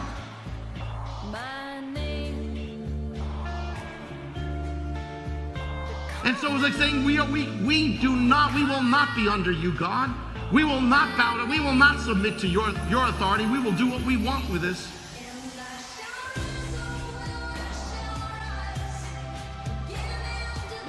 We have turned from the ways of God and celebrated the ways of godlessness. We have called what is evil good, and what is good we have called evil. We too have lifted up our most innocent and helpless and slaughtered them on the altars of our gods, the gods of our desires and our self-obsession. And our collective hands are now covered with the blood of millions. And as we have followed in the footsteps of Israel's apostasy, we cannot ignore the end to which those footsteps led. Nor can we ignore the vision, the warning that was embedded in that same vision of the city on the hill. For it was also written this: if our hearts shall turn away, so that we will not obey, but shall be seduced and worship other gods, our pleasures and our prophets, and serve them, it is propounded unto us this day, we shall surely perish out of the good land which we pass over this sea to possess. But we have turned away, we have not obeyed, we have been seduced to worship other gods.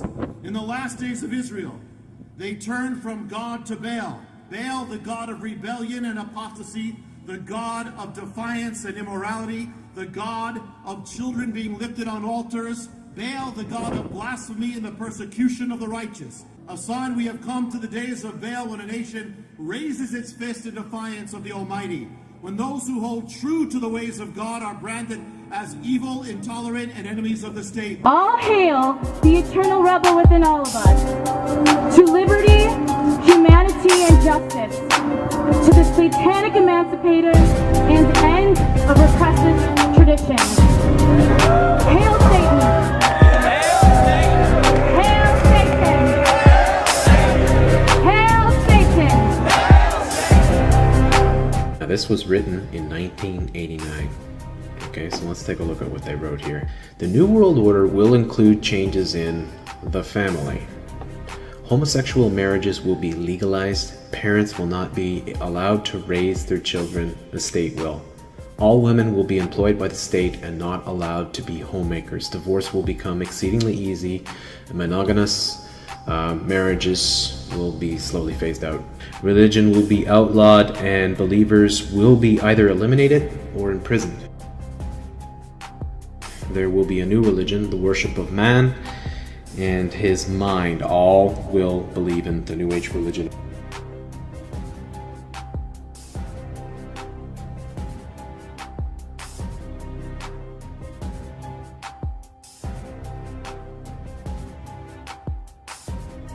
Some people say what happened at this week's Kenai Peninsula Borough meeting was appalling.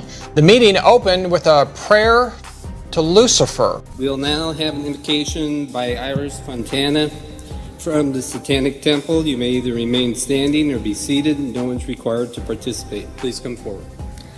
Let us stand now, unbowed and unfettered by arcane doctrines born of fearful minds in darkened times. Let us embrace the Luciferian impulse to eat of the tree of knowledge and dissipate our blissful and comforting delusions of old. Let us demand that individuals be judged for their concrete actions, not their fealty to arbitrary social norms and illusory categorizations. Let us reason our solutions with agnosticism in all things, holding fast only to that which is demonstrably true. Let us stand firm against any and all arbitrary authority that threatens the personal sovereignty of all or one. That which will not bend must break, and that which can be destroyed by truth should never be spared its demise. It is done. Hail Satan. Thank you. We too have turned from the ways of God and celebrated the ways of godlessness. We too have called what is evil good, and what is good we have called evil. I wasn't sure if I would even be able to compete against men. I had people telling me that it's not possible. If I listened to them, if I believed that, I wouldn't be standing here today. Now I feel like the door has been opened. The door has been opened. Now I feel like the door has been opened. I've given warning concerning judgment. I've said that I believe America is rapidly advancing toward calamity, that we've crossed the line in our apostasy and our defiance of God. I've warned that if America continues in its present course, if there's no return to God, its crown as head of nations will be removed, and that I believe a great shaking is coming to this nation and to the world. As to when these things are to take place, I have from the beginning always issued a strong caution, in spoken word and in writing, from the mystery of the Shemitah itself and onward, specifically that we cannot be dogmatic about timing and that nothing has to take place on any given or particular date or season or according to any set calendar or even as God has done before. I have ministered that it's wise to be aware of the signs and seasons of the times, and that though such things can take place on biblically relevant times or dates, nothing has to happen on any particular date, whether within the parameters of the Shemitah or in its wake, and that our focus can't be on dates, but has to be on God and getting right with Him. The mystery of the Shemitah chronicles how the Shemitah has marked the shifting of world power. So it was again. The American age began in the year 1871 when it became the strongest economic power on earth. Within the parameters of the Shemitah of 2015, that era has officially come to an end. America is no longer the strongest economic power on earth. In the Shemitah of 1973, well, it became a milestone year in America's moral and spiritual collapse, its fall from God, as the Supreme Court legalized the killing of the unborn. The Shemitah of 2015 was no less a milestone year in this fall, as it was the year that the nation's hedges protecting the biblical definition of marriage collapsed across the land and were then by the Supreme Court conclusively struck down. I've said that I believe it wisdom to be prepared, and that regardless of what happens or not, it's always wise to have essentials on hand, and yet that each needs to be led by the Lord in doing such things. For you who have done it, I believe you've been wise and are prepared and better off than you would have been otherwise. Regardless of what the future holds, it is a wise insurance that can always be used. And of course, the most important preparation that anyone can do is to get and be right with God. I've said, and I repeat now, that I believe we are standing as a nation in danger of judgment. The Shemitah is one template by which judgment may be manifested. But whether or not what is yet to come will be joined to what has happened in the most recent Shemitah already, I believe that this nation is in and is approaching days both critical and perilous. I see ahead, apart from the hand of God, days of apostasy and persecution, and by the hand of God, a great shaking. At the same time, God's heart is salvation.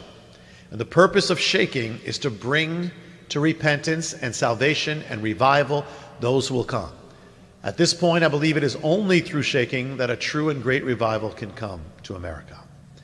For you who would seek safety, the word for safety in Hebrew is Yeshua, and Yeshua is the name of Jesus. So the only way to be safe is to be in Jesus, Yeshua. As for you who are in Yeshua, you are in God, the safest place to be is in the will of God. Make sure that's where you are. Know that in all things God remains absolutely on the throne, and the one who lives in his will lives and stands on the winning side. Now is not the time to be silent or fearful or compromised, but to be all the more strong and all the more bold. When the night comes and the dark grows even darker, it's time then for the lights of God to shine even brighter. Be strong and of good courage. Proclaim the good news of Messiah and pray for revival, but don't only pray for revival, live in revival. And as the apostasy progresses, as America races toward judgment, as the biblical signs, principles, and harbingers of judgment continue to manifest, and as the events of the last days continue to unfold, I will and we must continue to sound the trumpet and the alarm, and to call to repentance those who will come, and to draw the lost to Messiah, Jesus, Yeshua, who remains the same yesterday, today, and forever. The only way, the only answer, and the only hope America has, and all and any have, to be saved. They despised his name and they didn't even know it. You and I do the same. Whenever anything fills our mind more than God,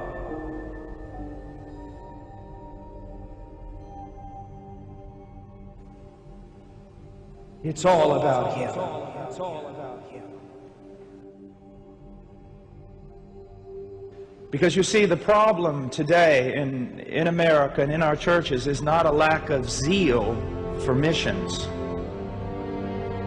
The problem is much greater, a lack of zeal for God and for the glory of God. If you are zealous for the things of God, if you realize what has been done, the purchase that's been made for you in order to save you from your sin and the wrath of God, if you realize the greatness of the one who sits upon the throne, who created the earth and one day will bring it to an end, if you realize that absolutely everything in this temporal sphere is dust and rot, then you will begin to have a zeal for God.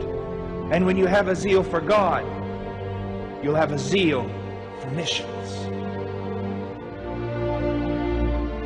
I don't need to be a prophet or the son of a prophet to know what your God is. I only have to watch your life. When Jesus Christ is just something you do at the beginning of the week, but yet throughout your life you're a practical atheist, I know who your God is. And it is not the one who is the one true God. When you have just enough Christianity to make you moral and comfortable in the South, I know who your God is.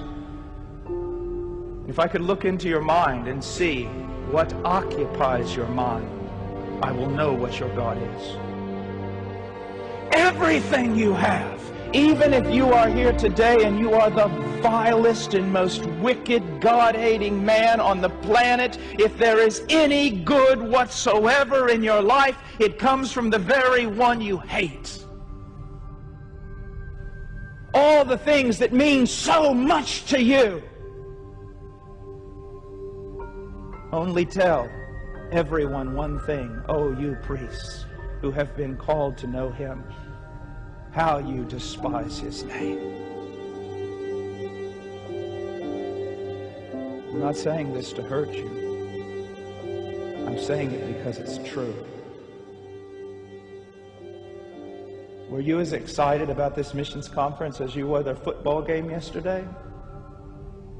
We would never say the Lord's not number one. We would never say that this or that is more important than God. We would never say that. He says you say it, not with your mouth, but with your life.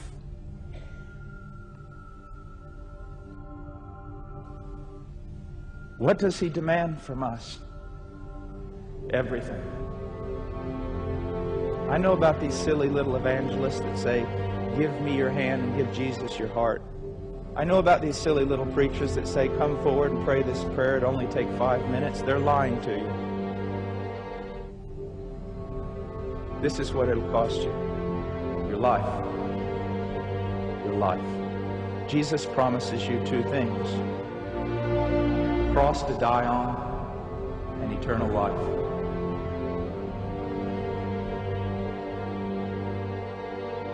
He's everything or he's nothing. The saddest place on the earth is the biblical South, where everyone has just enough of religion to send them straight to hell, to soothe their religious conscience and not know that they're despising the Lord and that they have so many idols in their life that the Lord is not even first or second or third or fourth. It is not giving unto the Lord everything. Everything. What would you have me to do, O Lord? Teach me your ways, O Lord. Who do I have in heaven but thee? Who do I have on earth but thee? What am I but a speck of dust, breathing holy breath, if indeed you have converted me? So difficult is our salvation that only God can make it possible.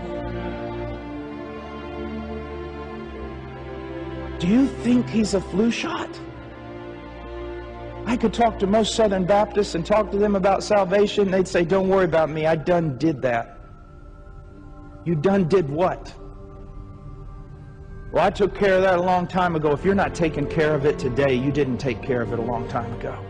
The evidence that you repented unto salvation one time ago, a long time ago, is you are still repenting today and growing in repentance. The evidence that you truly believed unto salvation many years ago is that you're still believing today and even more. And the evidence that he changed your life is that he's still doing it. If he's not still doing it, he didn't do it to start off with. Deal with the fact that you are being confronted with a gospel that demands everything from you. That you're being confronted with who God is. He doesn't share. He takes everything. But if your heart has truly been regenerate and you're just not a lost carnal church member, if your heart has truly been regenerate, you'll say, amen. Let him take it over. He's worthy. Christian, a true one, never has a problem with this. To God alone be the glory. Since there's no longer the power of the Holy Spirit in our ministries, in our churches, and in our missionary activity, we have to do all sorts of professional things to keep a dead corpse moving. It is better to be a secularist. It is better to be an atheist, to claim nothing of God and from God, than to claim God and enter into that claim half-heartedly. I were that you were cold or you were hot. But because you are neither cold nor hot, but lukewarm, I will spit you out of my mouth. Most people are alive only because air is free. They do nothing with their lives. And you say, well, I've done much. But the much that you've done, how much of it is eternal? How much of it will burn up in the fire? They say, Brother Paul, but I've never been able to offer just out of a pure heart. I've always battled with sin. I've always struggled. I want to be more. Even this morning when I was worshiping, I was struggling with thoughts that were deviant, that were not about God, and it was so difficult to worship. Do you mean God does not receive anything from me? From you, He receives much. Because by your own word, you're acknowledging, blessed are those who mourn, for they shall be comforted. Blessed are those who hunger and thirst for righteousness, for they shall be satisfied. With those types of words and with the breaking of your heart, you're showing that you truly belong to Him, that you want to be more for Him. But those of you who sat out there cold as a stone and had no problem with it, you're the ones that should be afraid.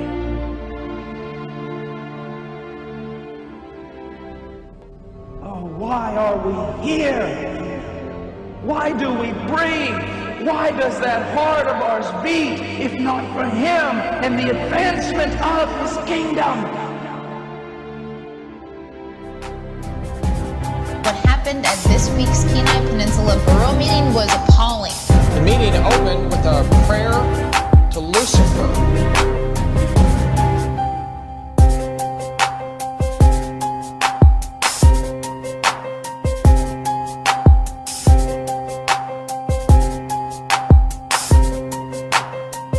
That which will not bend must break, and that which can be destroyed by truth should never be spared its demise.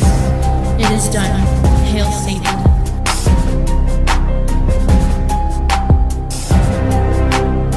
We too have turned from the ways of God and celebrated the ways of godlessness. We too have called what is evil good, and what is good we have called evil.